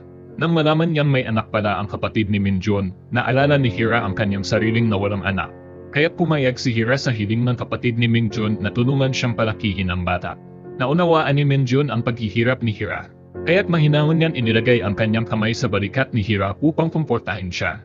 Kasabay nito, matagumpay na naibalik ni Yoon Hae at Yoon Sung ang kamera at nakita nila ang portrait ng biktima ng aksidente sa sasakyan. May isa pang kasabwat ang leader. Gusto ni Yoon Sung na hanapin siya upang lutasin ang problema, ngunit pinigilan siya ni Yoon Hae. Sa ngayon, wala nang silbi ang paghahanap sa kanya. Sa kabilang banda, pumunta si NC kay Hira upang ipagpatuloy ang pag-uulat ng balita na may kinalaman sa LK Company. Ngunit ngayon, iniisip na ang kumpanyang iyon ang papamanahan ni Gaon sa hinaharap. Tumanggi si Hira na ipagpatuloy ang pag-uulat ukol dito. Sa kanya, bumalik si Min Jun sa kanilang lumang bahay ng kanyang kapatid. Nandoon pa ang mga alaala. Ngunit saan niya ba napunta ang kanyang kapatid na si Hyun-go? Ipinakita ni Yoon Sung at Yoon Hae sa lahat ang footage ng black box ng sasakyan na nag-record ng perpetrator na bumangga sa kotse ni Hira. Ngayon, kailangan nilang sundan ang leader ng kaunti pang panahon upang makuha ang mas tiyak na ebidensya upang mailagay siya sa kulungan. Pagkatapos nilang umalis ni Yoon Sung at Yoon Hae, binigyan ni Min Jun si Maru kahit alam niyang si Hira ang nagpalaki ng anak ng kanyang kapatid. At wala siyang kinalaman sa pagkawala ng kapatid niya. Kaya tama o malibang gamitin si Hira para sa paghihiganti. Kaya pumunta si Min Jun upang makita si Hira at hilingin sa kanya na itigil na ang paghihiganti. Dahil kung patuloy siyang maging matigas ang ulo, maaaring mapahamak siya. Ngunit ayaw ni Hira na umatras. Sa kabilang banda, kahit na hindi na nakialam si Hira sa paglabas ng mga issue tungkol sa LK Insurance Company, ibinigay pa rin niya ang mga dokumentong nakolekta niya kay MC. At dinala ni MC ang mga ito upang ibigay sa direktor, dahil talagang nais ng direktor na sirain ang kanyang ama at sakupin ang LK Insurance Company. Kung maguguluhan ngayon ang LK, magiging patunay ito ng kahinaan ni Chairman Kim sa pamumuno. Dahil dito, madali siyang mapapalitan ng direktor. Kailangan din niyang pakisamahan ang mga tao at bawiin ang mga demanda laban sa mga tagaplano ng kumpanya upang matiyak ang mga karapatan ng mga consumer. Maging si MC ay seryoso at masigasig sa mga protesta laban sa LK at nanawagan na bawiin nila ang mga demanda laban sa mga tagaplano ng insurance ng kumpanya. Dahil sa matinding pressure, kinailangan magdaos ng emergency meeting ng LK Group. Hinarap ng mga shareholder ang isang alon ng opinyon mula sa publiko na kailangan magbitiw agad si Chairman Kim upang hindi maapektuhan ng kumpanya. Tumayo si Chairman Kim sa harap ng mga mamamahayag at inanunsyo na ililipat ang LK sa parent company upang pamahalaan ito at hindi na ito magkakaroon ng hiwalay na operasyon. Ito ang gusto ng direktor. Kapag nailipat na ang lahat ng mga subsidiary sa parent company, siya na ang mamumuna sa lahat ng bagay. Ngunit hindi niya inaasahan na itataas si Min Jun sa posisyon ng CEO ni Chairman Kim upang pamahalaan ang kasong ito. Agad pagkatapos nito, isang tauhan ang nagpunta upang alamin ang balita at iniulat sa direktor na bigla ang ipinadala ng kanyang ama si Abogado Min Jun sa ibang bansa upang sunduin ang isang bata. Ang pinakaikinabahala ng direktor ay nangyari. Hindi siya nag-isang anak, ibig sabihin hindi niya mamanahin ang lahat. Alam ni Min Jun na kapag nalaman ng direktor na pinagtaksilan siya, tiyak na sirain siya nito. Sa mga oras na yon, kailangan na lang ni Min Jun na arestuhin ang lahat ng sabay-sabay at tapos na. Nang mga sandaling iyon, nababahala si Yoon Hae at iniulat na dumating si Hira upang makipagkita sa leader upang lutasin ang alitan. Hindi ito ang tamang oras upang arestuhin siya. Kaya't agad silang tatlong tumakbo upang hanapin si Hira. Nang oras din iyon, kaharap na ni Hira ang leader. Ipinakita niya rito na naipost na niya ang video na siya ang nag-crash ng kotse sa kanyang revenge channel. Malapit na siyang maaresto. Nagalit ang leader at itinulak siya pababa. Malapit na siyang maglabas ng kutsilyo upang tapusin siya at tumakas. Ngunit buti na lang at dumating si Min Jun sa tamang oras upang pigilan siya. Naglaban ang dalawa. Nang marinig ang sirena ng pulis, napilitan na tumakas ang leader. Tinanong ni Min Jun si Hira kung bakit kailangan niyang ipagsapalaran ang kanyang buhay. Ngunit yun talaga ang nais ni Hira. Malapit sa kanila ang isang kamera na nakarecord ng pananakit ng leader. Kaya't may karagdagang ebidensya silang makakapaglagay sa kanya sa kulungan. Sa mga oras na yon, hawak na ng direktor ang mga papeles na nagpapatunay na si Gaon ay tunay na anak ng kanyang ama. kaya't lahat ng mga ari-arian ay mapupunta sa batang iyon. Naalala ng direktor na tinawagan siya ng kanyang tauhan upang ipaalam na ayos na niya ang usapin ni Hiyon at Deon. Ibig sabihin, hindi naging mainit ang tauhan kaya buhay pa rin ang sanggol. Balik sa leader, ipinaalam ni Min Jun kina Yunhei at Hira na may isang taong umako ng kasalanan para sa leader sa isang aksidente na wala naman siyang kinalaman. Dinala ni Min Jun ang dalawa pa uwi at mainit na sinuri ang mga pinto upang matiyak na walang makakapasok at magiging ligtas sila. Naisip ni Yunhei na marahil may gusto na si Min Jun kay Hira. Kahit na nagawa ni Hira na mapatigil ang LK Insurance sa pagsasampa ng demanda laban sa mga tagaplano at nabayaran pa ang mga ito, ayaw pa rin niyang bitawan ang kaso. Dahil ang leader ay nagtatrabaho para sa kumpanyang iyon at siya rin ang bumangga sa sasakyan ng asawa ng insurance agent at pumatay dito, kailangan niyang mapakulong ito upang makamit ang hustisya. Pumunta si Min Jun upang makipagkita kay Chairman Kim at sa direktor. Ngayon, kapantay na ni Min Jun ang direktor sa kapangyarihan, kaya diretsahan niyang sinabi sa chairman na gusto niyang ipadala ang direktor sa China upang magsagawa ng survey sa merkado. Nagpanting ang kainan ng direktor, ngunit hindi niya matanggihan ang utos ng kanyang ama kaya't napilitan siyang pumayag. Subalit, nagbigay rin siya ng kondisyon, kailangang ibalik sa posisyon si Mr. Sang. Nangako siya na hihikayak nito si Mr. Sang na sumuko at titiyakin na hindi siya maaaresto habang iniimbestigahan ng pulisya. Matapos gawing joint stock company ang LK, binigyan ni Chairman Kim si Min Jun ng bagong plano, ang pagbebenta ng mga lumang barko bilang bagong gawang barko sa mataas na halaga. Inatasan ni Chairman Kim si Min Jun na magpalsipika ng mga dokumento upang gawing mukhang bago ang lumang barko na naangahulugan na kung mahuhuli siya ang mananagot. Pinayuhan ni Maru si Min Jun na huwag na makisali sa kasong ito. Ngunit hindi tumigil si Min Jun dahil gusto niya malaman kung gaano kakorap si Chairman Kim at paano niya ito natatago. Samantala, nagkita ang direktor at si Mr. Sang. Ibinigay ni Mr. Sang sa direktor ang mga dokumentong itinago ng kanyang ina na maaaring magamit upang kontrolin si Chairman Kim. Agad namang inutusan ng direktor ang leader na tapusin na sina Min Jun at Hira. Ngunit nang makarating ang leader malapit sa bahay ni Hira, may ilang pulis nang nagbabantay sa labas. Sinabi ng kanyang amo sa kanya na hindi na nila kayang tapusin sina Hira at Min Jun dahil hindi na sila protektado ng direktor. Ginagamit lang sila nito. Ngayon, kung mahuhuli sila, tatalikuran lang sila ng direktor at mabubulok sila sa kulungan. Iminungkahi ng amo na tumakas na lang sila patungong China upang magsimula ng panibagong buhay. Biglang nakatanggap si Yunhei ng balita na may 2 taong nais na iligal na makapasok sa China bandang 2:00 ng madaling araw. Sinabi ni Min Jun na hihilingin niya sa kanyang bayaw na isang taga-usig na magpadala ng mga tauhan upang magsiyasat. Pumunta muna sina Yunsung at Maru sa daungan. Samantalang si Yunhei naman ay mananatili sa opisina ng mga nagpapautang. Matapos pag-usapan ng plano, naghiwa-hiwalay na sila upang kumilos. Ngunit parihim na pumunta si Min Jun upang harapin ang leader dahil gusto niyang alamin kung ano ang nangyari sa kanyang kapatid. Gayunpaman, patuloy lang na iniiwasan ng leader ang usapan, saka biglang dumampot ng paso ng halaman at hinampas si Min Jun bago tumakas. Sumakay sa isang kotse ang leader at agad na umalis. Ngunit hindi ang taong inaasahan niyang tutulong sa kanya ang dumating, kundi ang mga tauhan ng direktor na naroon upang hulihin siya at turdukan ang kanyang buhay. Paano niya hahayaang makatakas ang isang taong nakakaalam ng lahat ng kanyang sikreto? Pinatugtog ng direktor sa telepono ang boses ng anak ng leader upang marinig niya ito. Kahit na siya ay malupit, meron pa rin siyang pagmamahal bilang isang ama sa kanyang anak na babae. Nang marinig niya ang boses ng kanyang anak na tumatawag sa kanya ng itay, labis siyang nabahala. Ang inosenteng bata ay nagsabi sa kanyang ama na ang kaibigan ng kanyang ama ay dumalaw sa kanyang ina. Kaya napagtanto ng leader na napansin na ng direktor ang kanyang pamilya. Ngayon ay mayroon lamang siyang 2 pagpipilian. Ang una ay ang maglingkod ng tapat sa direktor. Ang pangalawa, ang kanyang asawa at anak ay papatayin. Kahit na siya ay malupit at nakasakit na ng napakaraming tao, tao pa rin siya sa huli. Sinabi ng kanyang amo sa kanya na nagtatrabaho si Hira kasama ang isang pangkat, kaya't kailangan harapin muna niya ang bawat niyem dito bago siya lumipat kay Hira at Min Jun. Samantala, nakatanggap naman si Min Jun ng balita mula sa mga tauhan ng leader na kinanselan na ang kanilang pagtawid sa hangganan. Agad siyang kinabahan dahil alam niyang nagbago ang kanilang plano.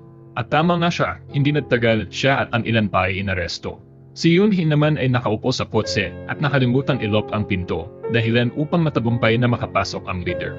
Hindi niya pinatulog o sinaktan si Yunhei, ngunit ginamit niya ang ama nito bilang panakot. Sinamantalan niya ang kakot ni Yunhei na malagay sa panganib ang kanyang mahal sa buhay upang magbanta. Una, hindi dapat makialam si Yunhei sa kanyang mga problema. Pangalawa, anumang sandali ay maaaring saksakin ng kanyang ama. Hindi pa nakakabawi si Yeon-hae mula sa pagkabigla ng itapon nila ang naghihinalong si Yeon-sung sa kanyang sasakyan. Isa yung babala sa kanilang dalawa, kung ipagpapatuloy nila ang pagtulong kay Hira laban sa kanila, hindi sila mag-atubiling pumatay. Dinala ni Yeon-hae si Yeon-sung pabalik sa punong tanggapan. Hindi mapakali si Hira nang makita niyang sugatan ang isa sa kanyang mga kasama. Doon nang nalaman ni Yeon-hae na may malaking utang pa rin ang kanyang ama sa leader, dahil ang nasunog na bodega noon ay pag-aari nito. Sa pamamagitan ng mga sinabi ni Hira, napagtanto ng lahat na hiniling ni Hira sa ama ni Yeon-hae na kunin ang isang tao mula sa bodegang iyon. Ngunit nang dumating sila, nasusunog na ito at sina Mion at Gaon ay nasa loob. Kaya inampon ni Hira si Gaon upang makapakasin Mion. Nang malaman ni Yeon-hae na si Hira pala ang nag-utos sa kanyang ama na makialam sa bodegang iyon, hindi siya mapalagay. Dahil kay Hira, nagkaroon ng malaking utang ang kanyang ama. Ngunit hindi lahat ay kasalanan ni Hira, dahil ang leader ang siyang nagsunog ng bodega. Nang marinig ni Minjun na namatay ang kanyang kapatid sa bodegang iyon, hindi siya nakapagtimpi. Samantala, kahit na walang ibang sumisira sa kanya, nag-isip pa rin ang direktor ng paraan upang saktan ang kanyang ama. Sinabi niya sa News MC na 11 taon na ang nakalilipas. May isang kumpanya sa pagpapadala na bumili ng insurance laban sa sunog mula sa LK Insurance Company. Maraming shareholders ang nag-ambag ng malaking halaga sa LK. Pagkatapos, isang araw, nasunog ang kumpanyan iyon at kinailangang bayaran ng LK Insurance ang malaking halaga ng insurance claim. Ngunit sa katunayan, si Chairman Kim mismo ang may-ari ng kumpanyang iyon at nagbebenta siya ng mga lumang barko habang sinisinir ang presyo ng bago. At syempre, kahit na pag-aari ni Chairman Kim ang LK Insurance Company, ang mga shareholders pa rin ang kailangang magbayad sa kanya. At ngayon, kailangan ng direktor si MC upang ibunyag ang kasong ito. Mas tuso at mas mapanlinlang siya kaysa sa inakala ni Mr. Sang. Narinig niyang nag-uusap si Mr. Sang at ang kanyang ina tungkol sa paggamit sa kanya upang muling umangat at pagkatapos ay itatapon siya ng walang awa. Kaya nilinlang ng direktor si Mr. Sang masumuko at pagkatapos ay iniwan siya, dahilan upang siya ay mas lalong malagay sa panganib na maaresto. Matapos iyon, muling dinalaw ng direktor si Gaon, binigyan niya ang bata ng telepono upang makontak ang sino mang gusto niya. Agad pagkatapos noon, nakatanggap ng balita si Chairman Kim na nawawala si Gaon. Narinig ito ni Minjun na nasa labas, kaya't dali-dali siyang tumakbo upang hanapin ang kanyang pamangkin. Binuksan niya ang kamera at natuklasan na ang direktor mismo ang kumuha kay Gaon. Ngunit hindi inaasahan, lumitaw si Gaon sa harap ni Hira sa sandaling iyon. Kasunod niya, dumating din ang direktor. Maingat na niyakap ni Hira ang bata, ngunit sinabi ng direktor na siya ang nagdala ng bata roon. Dumating din si Minjun at nakita ang direktor kasama si Gaon, sumunod rin si Chairman Kim. Ipinaliwanag ng direktor na nais lang niyang maging mabuting kapatid at dalhin ang kanyang kapatid upang makita ang kanyang inang matagal nang inaasam at hindi para dukutin siya. Nais ng direktor na subukan ang hangganan ng pasensya ng kanyang ama. Matapos makita ang kanyang ina, masunuring sumama si Gaon sa sekretarya ni Chairman Kim pabalik sa bahay. Balak na rin sanang umuwi ng direktor, ngunit pinigilan siya ni Hira at tinanong. Ilang taon na ang nakalipas, hinabol sina Hae-eon at Gaon ng isang grupo ng tao at naipit sila sa isang masusunog na bodega. Tinanong ni Hira ang direktor kung alam ba niya kung sino ang may kagagawa ng insidenteng iyon.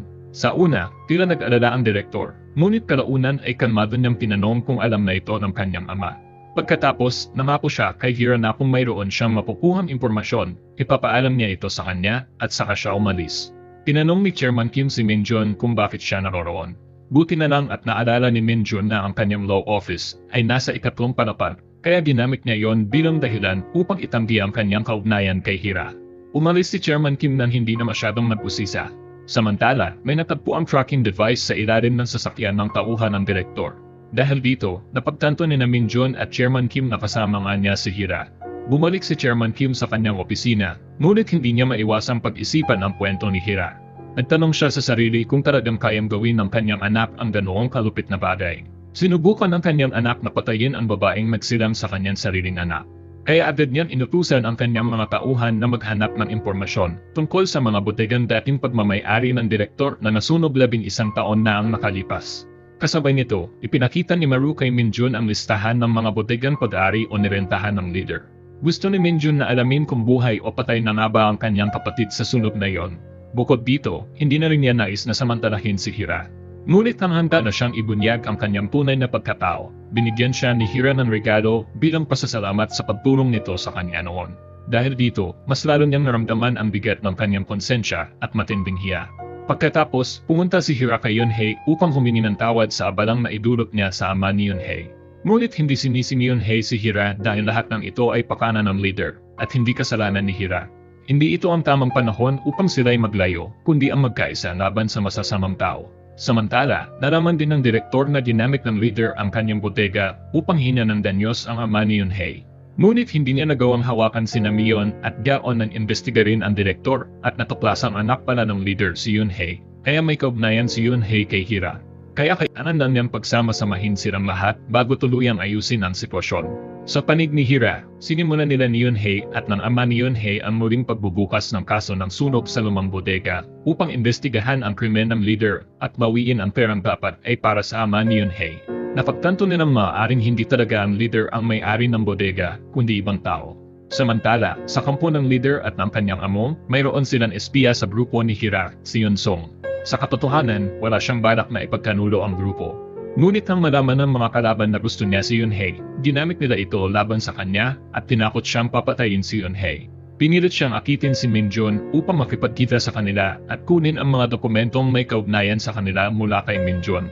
Kinagabihan, parihim na pumasok si Yun-song sa opisina ni Minjun at binuksan ang kabinet upang kunin ang isang USB na may pangalan ni Hira. Natuklasan din niya ang mga kamerang inilagay ni Minjun upang subaybayan ang lahat. Sa sandaling iyon, biglang bumukas ang pinto at pumasok si Maru. Agad na nagkunwari si Yun-song na naghahanap lang siya ng libro tungkol sa batas at saka umalis. Pag-uwi niya, isinalang niya ang USB sa kanyang computer upang suriin ito. Lahat ng dokumentong may kaugnayan kay Hira, mula noong nagsimula siya bilang mamamahayag hanggang sa pakikipagtulungan niya kay Minjun ay naroon. Ibig sabihin ba nito, matagal nang alam ni Minjun ang tungkol kay Hira at ginamit lamang niya ito para sa kanyang sariling plano. Sa kabilang dako, pumunta sina Hira at Yunhei upang mag-imbestiga tungkol sa botega na pag-aari ng leader. Bagaman hindi ito ginagamit, may mga gwardyang nagbabantay at regular itong pinapanatili. Hindi inaasahan, nang magtanong si Hira ng ilang simpleng bagay, agad tumawag ang bantay sa leader. Dahil dito, agad napunta ang leader sa ama ni Yunhei upang saktan ito. Binaraan niya si Yunhei na huwag pakialaman ang kanyang bodega. Banta rin niya, kung ipagpapatuloy ni Yunhei ang investigasyon, isasakripisyo niya ang kanyang sariling buhay para sa kanyang ama. Dahil dito, tinawagan ni Yunhei at Hira si Minjun upang pumunta sa bahay ng ama ni Yunhei. Ngunit pagdating nila roon, wala ng tao. Naghiwa-hiwalay sila upang maghanap. Sa hindi inaasahang pangyayari, biglang ikinandado ni Yunhei sina Minjun at Hira sa loob ng bahay. Lumabas na tinawagan siya ng leader at pinagbantaan na papatayin ang kanyang ama. Upang mailigtas ang kanyang ama, napilitan si Yunhei na ikulong sina Minjun at Hira sa isang silid. Maya-maya, lumitaw ang leader at pinilit si Yunhei na siya mismo ang magsindi ng apoy sa bahay. Habang naririnig niya mula mismo sa bibig ng leader ang kalunos-lunos na sinapit ng kanyang ama, napilitan siyang buhusan ng gasolina ang paligid. Tinignan niya ang leader at tinanong, "Ganito mo rin ba sinindihan ang apoy noon at sinisi ang aking ama?" Masayang inamin din ang leader ang lahat, tila matagal na niyang hinihintay ang pagkakataong iyon. Biglang nagbago ang ekspresyon ni Yunhei at naging mapanliba. Matapang niyang sinipa ang leader ng diretsyo sa dibdib. Kasabay nito, agad dumating ang mga pulis upang arestuhin ang leader at iligtas sina Minjun at Hira. Nang makita ang mga pulis na papalapit, napilitan ding tumakas ang amo na may hawak sa ama ni Yunhei. Sa wakas, matagumpay na ligtas ni Yunhei ang kanyang ama. Sa kabutihang palad, hindi naman siya malubhang masugatan. Sa wakas, tuluyan ang napalaya ang mag-ama mula sa matinding utang na kanilang pinasan. Hindi kailanman naisip ni Yunhei na ipagkanulo ang kanyang kaibigan. Ngunit ito ay isang plano na pinag-isipan nila ni Hira upang mapilitang aminin ng leader ang kanyang kasalanan. Si Minjun mismo ang nagdala sa leader sa istasyon ng pulisya. Tinanong ni Minjun kung nasaan ang kanyang kapatid. Ngunit alam ng leader na kung aamin siya, mapapahamak ang kanyang asawa at anak. Kaya't ngumiti lamang siya at nanatiling tahimik. Alam ni Minjun na hindi maaaring lumaban ang leader sa direktor, kaya iniabot niya ang kanyang business card. Sinabi niyang matutulungan niyang pababain ang bigat ng kaso ng leader dahil isa lamang siyang utusang sumusunod sa mga nakatataas sa kanya. Ngunit hindi pa man nakakalayo si Minjun, bigla nang binugbog ng husto ang leader ng kanyang kasamahang preso, dahilan upang siya ay ma-ospital. Malinaw na ito ay babala mula sa mga tauhan ng direktor. Samantala, inutusan ni Chairman Kim ang direktor na pumunta sa kanyang opisina upang ipaalam na ipapahayag niya sa publiko na si Gaon ay kanyang anak. Matapos umalis ang direktor, muling tinawag ni Chairman Kim si Minjun. Iniakas ni Chairman Kim kay Minjun ang pagbili ng isang lumang barko, kasabay ng utos na makipagkasundo kay Hira upang subukin ang kanyang katapatan. Sa pamamagitan ng pagpapasali kay Min Jun sa pagbili ng barko, gusto niyang madawit ito sa kanyang mga iligal na negosyo. Kung sakaling mahuli siya sa hinaharap, tiyak na mahuhuli rin si Min Jun. Samantala, nang malaman ni Hira na ipinabugbog ng direktor ang leader, galit siyang pumunta sa direktor. Binalaan niya itong huwag na huwag subukang saktan ang kanyang anak. Alam ni Hira na ang direktor mismo ang nag-utos sa leader upang saktan sina Mion at Gaon at ngayon ay gusto niya itong patahimikin ng tuluyan. Dahil nasa LK company si Min Jun, naroon din siya nang mangyari ito. Gusto niyang pauwiin agad si Hira. Ngunit hindi natakot ang direktor na ilantad si Min Jun. Sinabi ng direktor kay Hira na isa lang siyang gamit sa kanyang paghihiganti. Isiniwalat din ng direktor na si Min Jun ay ang nakababatang kapatid ni Mion, ang reporter. Matapos huluhin ang lahat, masaya nang umalis ang direktor. Tinanong ni Hira si Min Jun kung siya nga ba ang kapatid ni Mion at kung totoo ngang siya mismo ang naglantad kay Mion noon. Kaya ba siya ginamit ni Min Jun para makapaghiganti? Totoo na iyon ang naging dahilan ni Min Jun noong una, ngunit nagbago na ang kanyang isipan. Simula nang mag-alala siya para kay Hira, hindi na niya gustong maisampot ito sa mapanganib na mga bagay. Inamin ni Min Jun na sina Chairman Kim at ang direktor ang may kadagawan ng pagkamatay ng kanyang kapatid, kaya gusto niyang maghiganti sa kanila. At sa simula, ginamit niya si Hira upang makamit iyon. Ngunit para kay Hira, pakiramdam niya pareho lang sina Min Jun at ang kanyang kapatid, kapwa gumagamit ng ibang tao para sa kanilang sariling layunin. Binigyan nila siya ng pribilehiyong makatulong, ngunit sa totoo lang, pinapahirapan lang nila siya. Hindi alam ni Min Jun kung ano ang ginawa ng kanyang kapatid kay Hira. Sa kanyang alaala, ang kanyang kapatid pa nga ang tumulong kay Hira na makakuha ng trabaho, ngunit siya rin ang naglantad sa media ng hindi malinaw na relasyon nito kay Chairman Kim. Ngunit matapos samantalahin si Hira at makasama ito ng matagal, napagtanto ni Min Jun na inosente siya. Kaya ngayon, gusto niyang malaman kung ano talaga ang nangyari sa pagitan ng kanyang kapatid at ni Hira. Hindi nagsalita si Hira at tumalikod lamang ng may pagkadismaya. Posible kayang sinisira niya ngayon ang imahe ng kapatid ni Min Jun sa kanyang puso, na ang kanyang kapatid ang nag-akit sa kanya sa posisyong MC upang mapagsamantalahan siya ni Hoon Suk. Mula sa surveillance camera, nakita ni Chairman Kim sina Min Jun at Hira na magkasama. Bumalik ang kanyang alaala sa nakaraan. Gusto ni Chairman Kim na si Min Jun ang magtapos kay Hira, ngunit at dahilan nito na maaaring masaktan si Gaon ang kanyang ina. Kaya't dapat nilang gawin ito ng dahan-dahan. Lalong lumalim ang hinala ni Chairman Kim. Samantala, sa base ng paghihiganti, galit na tinanong ni Hyun Sung si Maru kung dinagamit lang ba nila ni Min Jun si Hira mula pa sa simula para sa kanilang paghihiganti. Ang dahilan ay dahil inilantad ni Hira ang iskandalo ng kapatid ni Min Jun. Hindi sinasadyang marinig ni Yun-hye ang pag-uusap na ito. Agad siyang nagtanong kung ano ang totoong nangyayari. Ipinaliwanag ni Maru na matagal nang hinahanap ni Min Jun ang kanyang kapatid sa loob ng 12 taon. Totoo na ginamit ni Min Jun si Hira, ngunit nagbago na siya. Ngayon, nais niyang protektahan si Hira. Pumunta naman si Min Jun sa ama ni Yun-hye upang magtanong tungkol sa nakaraan. Sinabi ng ama ni Yun-hye na noong naging reporter si Hira, ginawan siya ng masama ni Han Shok. Pinilit siyang magpakasal at dumanas ng miserableng buhay may asawa. Labis siyang inabuso kaya't nawala ang kanyang hindi pa naisisilang na anak. Ang trabaho bilang reporter ay original na para kay Mion, ngunit ibinigay niya ito kay Hira. Sa narinig niyang ito, sa wakas, naunawaan ni Min Jun ang galit ni Hira at ang dahilan kung bakit niya ibinunyag ang iskandalo ng kanyang kapatid sa telebisyon. Samantala, nasa labas si Hira at narinig ang pag-uusap ni Maru, Yun-hye at Hyun Sung. Sinabi ni Maru na isinisi sa kanyang ama ang sunog sa barko na pumitil ng maraming pasahero, kaya't sa sobrang galit nito, inatake niya ang may-ari ng barko at napulong. Si Min Jun ang nagligtas sa kanya. Sa loob ng 12 taon, hinanap ni Min Jun ang kanyang kapatid dahil naniniwala siyang hindi ito nasunog sa barko. Nang gamitin niya si Hira, labis siyang nakonsensya, at ngayon, nais lamang niyang protektahan ito. Sa narinig niyang ito, unti-unting nawala ang matinding galit sa puso ni Hira. Sa kabilang banda, hinimok ng direktor ang MC na agad ibunyag ang panloloko ng kanyang ama sa pagbebenta ng mga barko. Isa ito sa mga barkong nasunog noon. Nang malaman ni Chairman Kim na lumapit sa kanya si Min Jun na may masamang intensyon, gusto niyang hilahin ito sa kaparehong kasalanan. Kaya't inatasan niya si Min Jun na pamahalaan ang pagbili ng lumang barko upang tuluyan siyang madawit sa iligal na negosyo.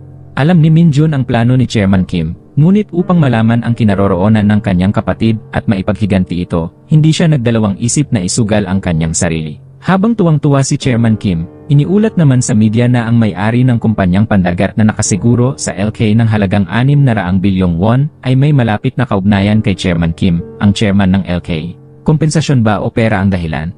Mabilis na nakita ni Chairman Kim ang balita. Kinuwestiyon din ng mga mamamahayag kung lumana ang barko, kaya nagkaroon ng aksidente, at pagkatapos ay humingi ng bayad sa insurance. At ang nasunog na barko ay may kaugnayan sa ama ni Maru.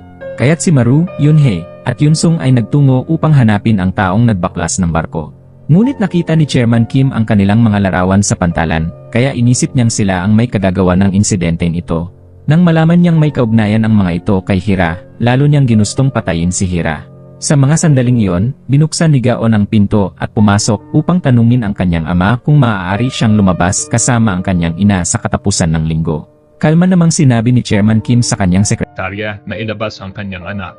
Pagkatapos, sinampal niya ang yaya dahil sa pagpayag nitong pumasok si Gaon sa kanyang silid at bigyan pa ito ng telepono upang tawagan si Hira.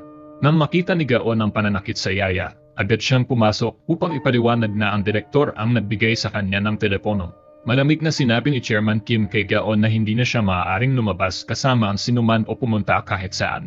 Naging maunawain ng bata, kaya wala siyang magawa kundi isuko ang telepono. Hindi nagreklamo o umiyak si Gaon, sa halip tahimik siyang umalis sa bahay sa kalagitnaan ng gabi. Kahit nakita siya ni Chairman Kim na umaalis, nanatili lang itong nakatayo at pinanood siya ng walang ginagawa. Pumunta si Gaon upang hanapin si Hira. Doon lamang siya napaiyak at nagmakaawang hayaan siyang manatili sa piling ng kanyang ina. Sa kabila ng kanyang lakas, isa lamang siyang batang sabik sa yakap ng kanyang ina. Mahigpit siyang niyakap ni Hira habang nasasaktan. Ngunit hindi niya alam ang gagawin nang biglang lumitaw ang 2 pulis sa labas ng pinto. Naroon sila upang arestuhin siya sa kasong pagdukot sa bata. Malinaw na pakana ito ni Chairman Kim. Kadarating lang ni Min Jun nang masaksihan niya ang pangyayari, na labis niyang ikinagula. Agad namang nagmakaawa si Gaon kay Min Jun na iligtas ang kanyang ina. Kaya nagtungo si Min Jun sa istasyon ng pulis bilang abogado ni Hira. Ngunit sa kanyang pagkagulat, sinabi ng pulis na hindi tinanggap ni Hira ang kanyang tulong bilang abogado. Wala nang nagawa si Min Jun kundi pumunta kay Chairman Kim. Sa bahay ni Chairman Kim, nakaluhod si Gaon sa kanyang harapan, nagmamakaawang patawarin si Hira. Nangako ang bata na mula ngayon ay hindi na siya tatakas upang makita ang kanyang ina. Ngunit pinabayaan lang siya ni Chairman Kim na nakaluhod doon, umiiyak hanggang mamaga ang kanyang mga mata, nang hindi man lang magsalita. Inutusan lamang ni Chairman Kim ang tagapamahala ng bahay na dalhin ang bata sa kanyang silid, bago siya umupo upang makipag-usap kay Min Jun. Nangako si Min Jun na tutulungan si Chairman Kim sa iskandalo ng barko, kapalit ng hindi na pananakit kay Hira. Dahil naalala ni Gaon na dumating ang kanyang ina upang hanapin siya, mabilis na pinalaya si Hira. Dinala siya pa uwi ni Min Jun, ngunit malamig lamang siyang nagpasalamat dito. Mainit na humingi ng tawad si Min Jun kay Hira sa ngalan ng kanyang kapatid at nangakong babawi sa lahat ng sakit na dinanas niya.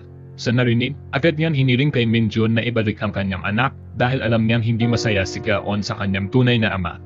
Ngunit bago pa matapos ang kasong ito, lumitaw na naman ang panibagong problema.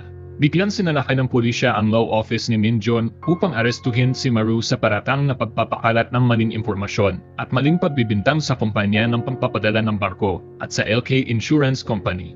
Napakabilis ng mga pangyayari kaya kahit isang mahusay na abogado tulad ni Min Jun ay hindi kaagad nakapag-react. Ang nagawa niya lamang ay magtanong kung sino ang nagsampa ng kaso, bago niya nalaman na ang may-ari ng kumpanya ng pagpapadala ang magdemanda. Samantala, sinibak din ang buong editorial office ng MC dahil sa pangahas nilang paghawak sa kaso ni Chairman Kim. Patapos malutas ang kasong ito, ipapakilala na ni Chairman Kim si Gaon sa lahat. Sa ika-50 anibersaryo ng LK Company, sinabi ni Chairman Kim kay Gaon na siya ang magiging tagapagmana ng malaking korporasyong iyon. Ngunit hindi maintindihan ni Gaon kung bakit niya kailangan gawin iyon. Sinabi lamang ni Chairman Kim na kapag lumaki siya, mauunawaan niya kung gaano kahalaga ang kapangyarihan. Pinangunahan ni Chairman Kim si Gaon papasok sa kumpanya, ngunit hinarang sila ni Hira sa daan. Ipinaglaban ni Hira na si Gaon ay anak niya at dapat niyang maiuwi ito. Naroon din ang direktor at nakita niyang nahaharap sa mahirap na sitwasyon ang kanyang ama. Akala ng lahat ay laging magtatagumpay si Chairman Kim dahil sa kanyang pera. Ngunit dumating ang investigador at nagpadala ng mga tauhan upang arestuhin siya.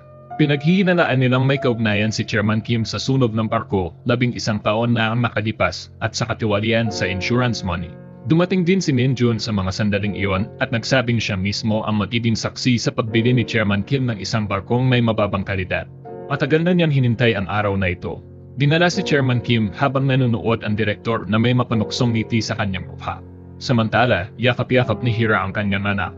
Ngunit hindi pa rin ganoon kasimple ang lahat. Matagal nang nakipag-ugnayan si Min Jun sa direktor upang muling makipagtulungan dahil pareho silang may isang kaaway, si Chairman Kim. Dahil sa kapangyarihan ng direktor at sa ebidensyang hawak ni Minjun, madaling naaresto si Chairman Kim. Hindi intensyon ng direktor na pigilan si Hira sa muling pagkuha sa kanyang anak, ngunit nang makuha na niya ang gusto niya, sinira niya ang pangako niya. Ginamit ng direktor ang dahilan na si Gaon ay legal na miyembro ng kanyang pamilya, kaya may karapatan siyang kunin ang kustodya ng bata. Galit na galit si Hira na may isang taong napakalakas ng loob upang nakawin ang kanyang anak. Alam niyang ayaw ng direktor na malaman ng mga shareholders at ng mga makapangyarihang tao sa politika na si Gaon ay anak ni Chairman Kim. Kung hindi, mabilis nakakalat ang balitang si Gaon ang tunay na tagapagmana. Binigyan ni Hira ng babala ang direktor. Kung hindi ibabalik si Gaon sa kanya, isisiwalat niya ito sa lahat. Sa huli, matagumpay niyang maibalik ang kanyang anak sa kanyang piling. Malugod siyang sinalubong ni Yun Hei at Yun Sung. Dahil sa proteksyon ng direktor, nagpatuloy naman ang MA sa pagbubunyag ng katotohanan sa ere upang inantad ang lahat. Patuloy pa rin siyang nakatuon sa sunog ng barko at katiwalian 11 taon na ang nakalipas. Nag-post din ang Revenge Channel ni Hira ng isang recording ng panayam ni Yun Sung sa nagpaplas ng barko. Sinabi ng taong ito na may isang puwersang pumilit sa kanila na sirain ang barko na para bang nililinis ang ebidensya. Pinuntahan ni Minjun si Chairman Kim sa detention room. Mayabang pa rin ito at naniniwalang maililigtas siya ng kanyang kapangyarihan. Kaya sinabi ni Minjun sa kanya na gagamitin ni Minjun ang paborito nitong estadistika upang ipakita sa kanya na ang mga taon sa pulungan at ang perang kailangan bayaran bilang kabayaran sa kanyang mga krimen ay hindi kailanman magiging sapat. Pagkatapos, umalis si Minjun nang hindi man lang nakipagnegosasyon. Tinupad ni Minjun ang pangakong ibalik si Gaon kay Hira, kaya pinatawad siya nito sa lahat ng kanyang pagkakamali. Masaya siyang inimbitahan ni Hira na kumain ng pizza kasama ang lahat. Kahit nagawa na niya yon, hindi pa rin mapanatag si Minjun dahil hindi pa rin niya natatagpuan ang kanyang kapatid. Kaya't hinanap ni Minjun ang sekretarya ni Chairman Kim at sinabing naalala pa siya ng magpaklas ng barko. Ibig sabihin, hindi siya maaaring makatakas sa kasong ito. Alam ni Minjun na napilitan lang din magtrabaho ang sekretarya para kay Chairman Kim. Kaya't binigyan siya ni Minjun ng isang paraan upang makatakas. Dahil dito, nagsimulang mag-arindangan ang matapat na sekretarya. Dahil nahuli na ang tunay na may kasalanan, pinalaya si Maru. Dumating din sina Yun Hei at Yun Sung sa istasyon ng pulisya upang sunduin siya. Pagka-uwi nila, biglang lumitaw ang MC at sinalmunan si Hira na tigilan na ang pagpo-post ng kung ano-anong balita sa Revenge Channel. Nagalit si Yun Sung dahil nagawa nitong utusan ng kanyang team, ngunit sa gulat ng lahat, mainit siyang tinanggap ni Hira at Yun Hei. Lumabas na kakampi na nila ito mula pa sa simula. Ang MC ay palihim na kapanalig ni Hira. Nagpanggap lamang siyang magtatrabaho para sa direktor.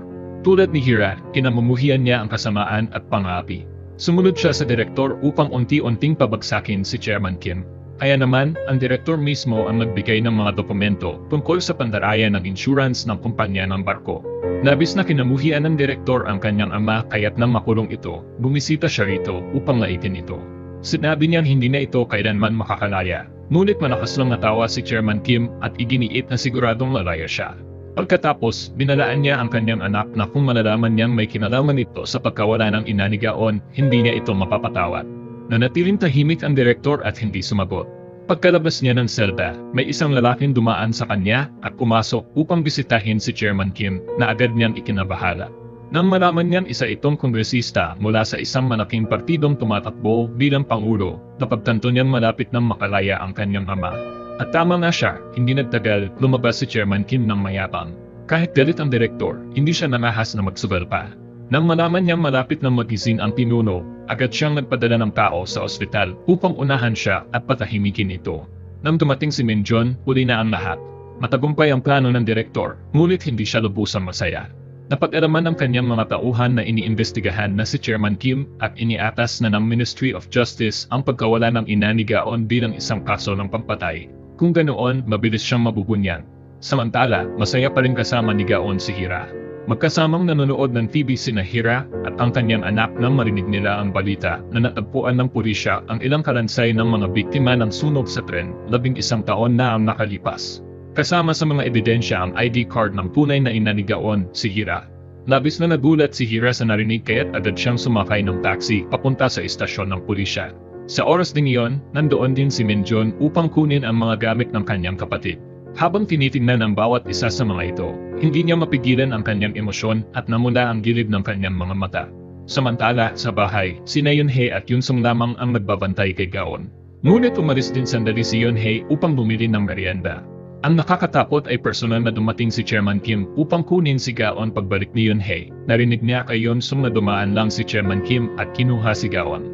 Labis silang nag-alala na iwan si Gaon sa kamay ni Chairman Kim.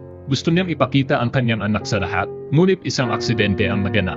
Nawalan ng preno ang sasakyan, dahilan upang mawalan ito ng kontrol at bumangga sa gilid ng kalsada. Sa istasyon ng pulisya, pinatahan ni Hira si Min-jun. Alam niyan higit kanino man na ang pagkawala ng isang mahal sa buhay ay isang sakit na hindi madaling manimutan. Sa oras ding iyon, tumawag si Maru kay Min-jun upang ipaalam na nakalaya na si Chairman Kim at kinuha nito si Gaon. Ngunit maya-maya, nalaman nilang na aksidente sila. Agad na tumakbo sina Min-jun at Hira papunta sa ospital upang hanapin si Gaon, ngunit dinala ito ng isang nurse sa ibang lugar.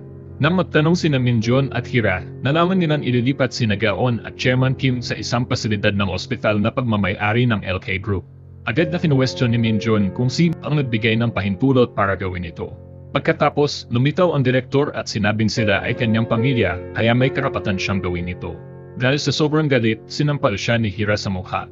Para kay Hira, walang halaga ang kapangyarihan, ngunit na yung anak man niya ang madamay, hindi siya papayag. Samantala, sa alaala ng boss, nang siya at ang leader ay hinimatay at isinakay ang kapatid ni Min-jun sa barko. Iyon din ang oras na tumakbo si Min-jun papunta sa ferry upang hanapin siya. Ngunit sa kasamaang palad, hindi niya nakita ang sandaling itinapo ng boss si Mion sa malalim na dagat. Kaya hanggang ngayon, umaasa pa rin siyang mahahanap niya ang kanyang kapatid. Subalit, kahit gaano man ang galit ni Hira, wala siyang magawa kundi panoorin ng walang magawa ang kanyang anak habang dinadala ito palayo. Sa katunayan, hindi gahaman sa kapangyarihan ng direktor, ngunit iniisip niyang lahat ng dapat ay sa kanya ay inagaw ng kanyang ama. Ilang taon na ang nakalipas nang hinimatay ang kanyang ina. Nagkunwari si Chairman Kim na pumasok sa loob upang humingi ng tulong, ngunit sa totoo ay nagtatago lamang siya sa likod ng pinto. Habang tinitingnan ang basag na salamin sa mesa, napagtanto ng direktor na pinahirapan ng kanyang malupit na ama ang kanyang ina. Doon nagsimulang lumalim ang kanyang puot kay Chairman Kim. Diretso siyang pumunta sa kama ng kanyang ama sa ospital at hinintay itong magising bago sinimulang sabihin ang kanyang masasakit na salita. Sinabi ng direktor na kapag natapos na ang proseso ng pamana, ibabalita ng media na ginawa ng mga doktor ang lahat ng kanilang makakaya, ngunit hindi nakaligtas si Chairman Kim. Habang nagsasalita siya, malinaw na makikita ang kasiyahan sa kanyang mukha. Walang magawa si Chairman Kim kundi manatiling nakahiga, at kahit galit siya, hindi siya makakilos. Wala rin siyang magagawa dahil tiyak na hindi papayagan ng direktor na may makapasok sa kanyang silid sa ospital upang tumulong sa kanya.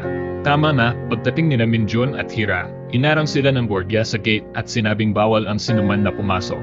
Itiniit nitong hindi maaaring maistorbo si Chairman Kim at ang kanyang anak habang nagpapahinga. Samantala, tinawagan ng direktor ang NC at inutusan itong baguhin ang balita.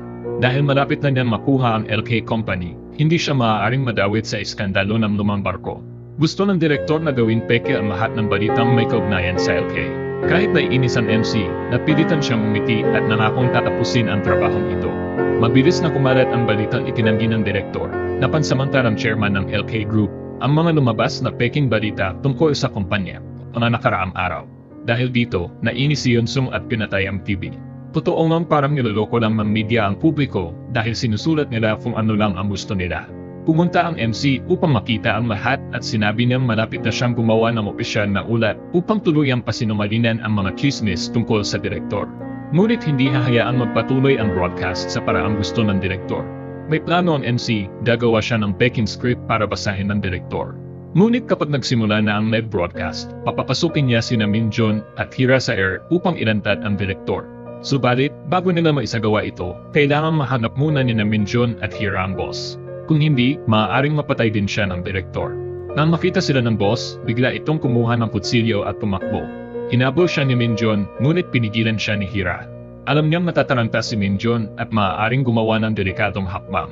Nagpalitan sina Min-jun at Hira sa pagpapakalma sa boss. Ipinaliwanag nilang kung patuloy siyang magtatago, tiyak na papatayin din siya ng direktor balang araw. Subalit, kung susuko siya ngayon, maaaring maprotektahan siya at maipakulong ang tunay na salarin ang direktor. Sa narinig, sa wakas ay nagsalita ang boss.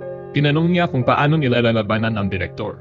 Isiniwalat ni Min-jun ang plano nilang lumabas sa live broadcast upang isiwalat ang katotohanan at kailangan nila ang testimonya ng boss bilang ebidensya laban sa direktor.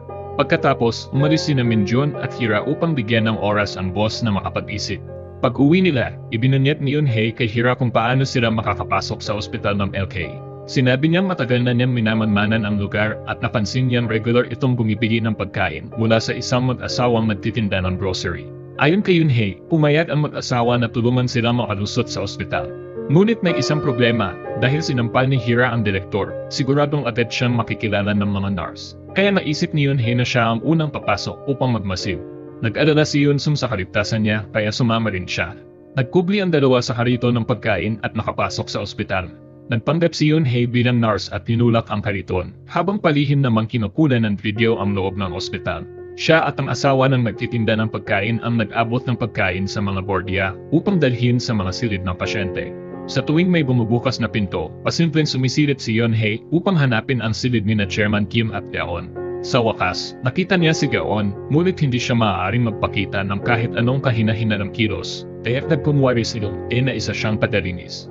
Nagpanggap siyang tinatanggal ang bubble gum sa sahig habang palihim na nag-i-install ng kamera sa ilalim ng pintuan ni Gaon dahil sa sinadyang pagbagsak ng pagkain ng tindero. Nagkaroon siya ng pagkakataong makapasok sa silid ni Chairman Kim upang linisin ito. Habang nandoroon, lihim niyang ikinabit ang isang wiretap sa ilalim ng mesa. Samantala, humiling ang kinatawan ng mga shareholder sa direktor na bisitahin si Chairman Kim.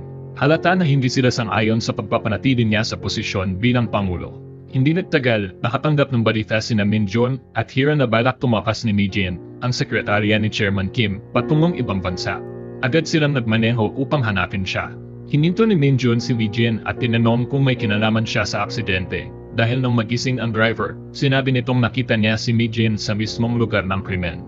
Pinilit pa rin ni Mi Jin na itanggi ang lahat, ngunit nang makita niyang tinatawagan na ni Hira ang pulisya gamit ang kanyang cellphone, napilitan siyang magsabi ng totoo.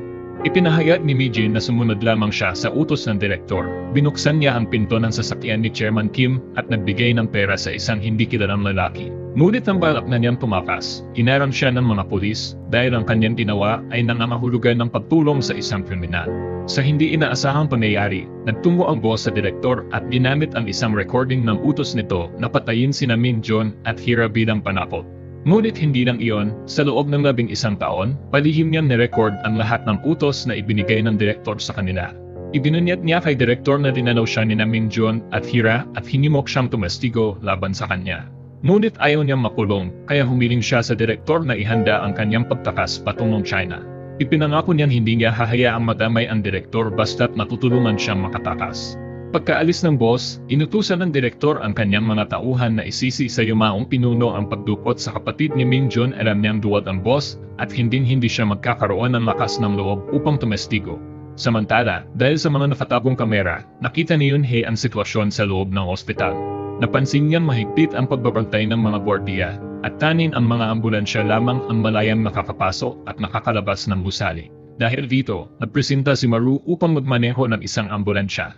Biglang dumating ang MC at pinilit ang lahat na kumilos ngayong gabi upang iligtas si Gaon. Alam nilang nilitaw ang director sa isang reality show ngayong gabi, kaya't iyon ang pinakamagandang pagkakataon upang maisagawa ang plano. Kung hindi nila ito magagawa ngayon, mas lalo silang mahihirapan sa hinaharap. Hinati ng grupo ang kanilang mga gawain. Magmamaneho si Maru ng ambulansya, habang papasok sina Yunhei at Yunsum sa ospital upang sagipin ang mga bihag. Si Hira naman ay lilitaw sa live broadcast upang harapin ng direktor. Si Min Jun ay makikipagtulungan sa driver bilang saksi. Kabilang din ang MC sa plano, ngunit nang dumating siya sa lugar, walang sino man ang sumagot sa kanyang mga tanong. Kasunod nito, dumating ang mga pulis sa kanyang likuran at inaresto siya dahil sa paninirang puri. Naaresto rin si Min Jun dahil sa pagpatay sa pinuno ng walang sapat na dahilan. Dinala siya sa istasyon ng pulis. Ipinakita sa kanya ng investigador ang video recording ng nurse na nagturok ng lason sa pinuno na inakusahan si Min Jun na pinilit siyang gawin ito.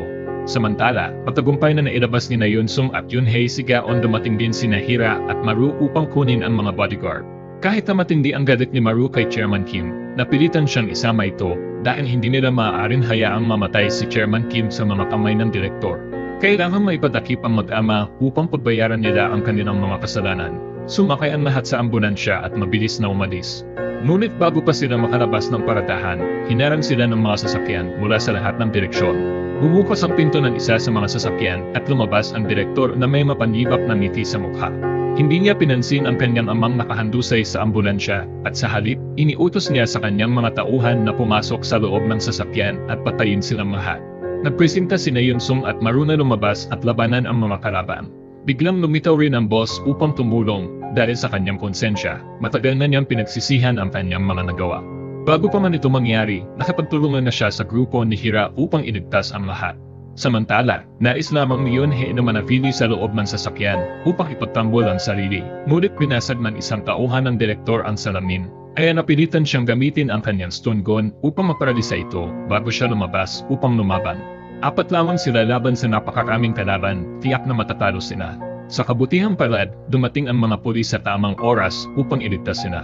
Ngunit sa halip na ang mga kriminal ang arestuhin, sina Min-jun at ang kanyang mga kasama ang pinusasan dahil nasa panig ng direktor ang pulisya. Lumapit ang direktor kay Hira na mayabang at puno ng kumpiyansa. Ipinakita niya ang mga retratong kuha ng kanyang mga tauhan kung saan makikitang may koneksyon ng MC kay Hira. Alam niyang may problema sa kaya nagpadala siya ng mga tauhan sa ospital bago pa man mangyari ang pagsagip. Ito rin ang dahilan kung bakit walang bordya nang pumasok sina Yun-sung at Yun-hee. Sadyang iniwan nilang bukas ang daan upang mahulog ang grupo ni Hira sa kanilang patibong. Ngunit hindi inasahan ng direktor na biglang lilitaw si Min-jun na dapat ay nakakulong pa rin upang iligtas ang lahat. Kasama niya ang isang mobile force upang labanan ang mga tauhan ng direktor. Pilit na itinanggi ng direktor ang kanyang kasalanan at sinabing si Hira ang dumukot sa kanyang ama at nakababat ang kapatid, kaya siya naroroon. Ngunit paano niya ito maikakaila kung simula pa lang ay naka-livestream na sa Revenge Channel ni Hira ang lahat ng kanyang ginawa. Lahat ng kanyang pagbabanta, pati na rin ang pag-amin niya sa kanyang mga krimen ay na-broadcast ng live. Sa harap ng publiko, tuluyang nabunyad ang tunay na pagkatao ng direktor. Ang dahilan kung bakit hindi tuluyang naaresto si Min-jun ay dahil ang kanyang bayaw ay isang piskal, kaya nagamit nito ang kanyang kapangyarihan upang pansamantalang palayain siya sa pamamagitan ng piyansa. Dumating rin ang MC sa eksena at naglabas ng isang eksklusibong ulat na inilathala sa opisyal na news channel. Ipinapakita kung paano niloko ng direktor ang publiko at kung gaano kalaki ang pinsalang idinulot ng LK Company sa mga tao. Samantala, tinanggap na ng boss ang kanyang kapalaran at pumayag na makulong upang makapagsimula ng bagong buhay. Dinala naman ng grupo si Gaon sa isang lehitimong ospital upang may pagamot ito ng maayos. Ngunit bago pa man makabalik si Hira sa kanyang anak, may isang huling gawain pa siyang kailangang tapusin, ang pagsisiwalat ng lahat ng krimen ng direktor at ng LK Company sa kanyang Revenge Channel. Isinapubliko niya ang mga iligal na gawain ng kumpanya, kabilang na ang pagkuha ng iligal na insurance money, paninikil, pang-aabuso sa kapangyarihan, at pandaraya. Bukod pa rito, pinagtangkaan din ng direktor na patayin ang kanyang sariling ama at nakababat ang kapatid, kaya't nararapat lamang na siya ay patawan ng pinakamabigat na parusa ayon sa batas. Tanging sa pamamagitan ng pag-air upang ipahayag ito, maaaring talunin ng alon ng opinyon ng publiko ang kapangyarihan ng direktor. Gayunpaman, sa pagkakataong ito, ipinasa ng tapat na tauhan ang lahat ng sisi sa kanyang sarili para sa direktor. Nag-imbestiga din ang bayaw ni Min-jun at natuklasan niyang ang lahat ng iligal na gawain ay aktwal na isinagawa ng tauhan sa utos ng direktor. Dahil dito, siya ay napalaya. Pumunta si Min-jun kay Chairman Kim, umaasang isusumbong nito ang kanyang anak na babae. Ngunit para sa kanya, ang paggawa nito ay katumbas ng pag-amin na hindi niya alam kung paano palakihin ng maayos ang kanyang anak, kaya tumanggi si Chairman Kim. Naniniwala rin siya na upang makatakbo ang kumpanya, kailangang maging kasinlupit at determinado ng kanyang anak. Walang nagawa si Min-jun kundi sabihin kay Hira na mag-aksaya ng oras dito. Mabilis dumating ang karma. Pagkaalis ni Min-jun at Hira, isang nurse ang pumasok upang palitan ang swero ni Chairman Kim. Magiliw niyang sinabi na iniutos iyon ng anak ng chairman. Sa kanyang huling sandali ng matinding paghihirap, wala siyang kahit isang kamag-anak sa kanyang tabi.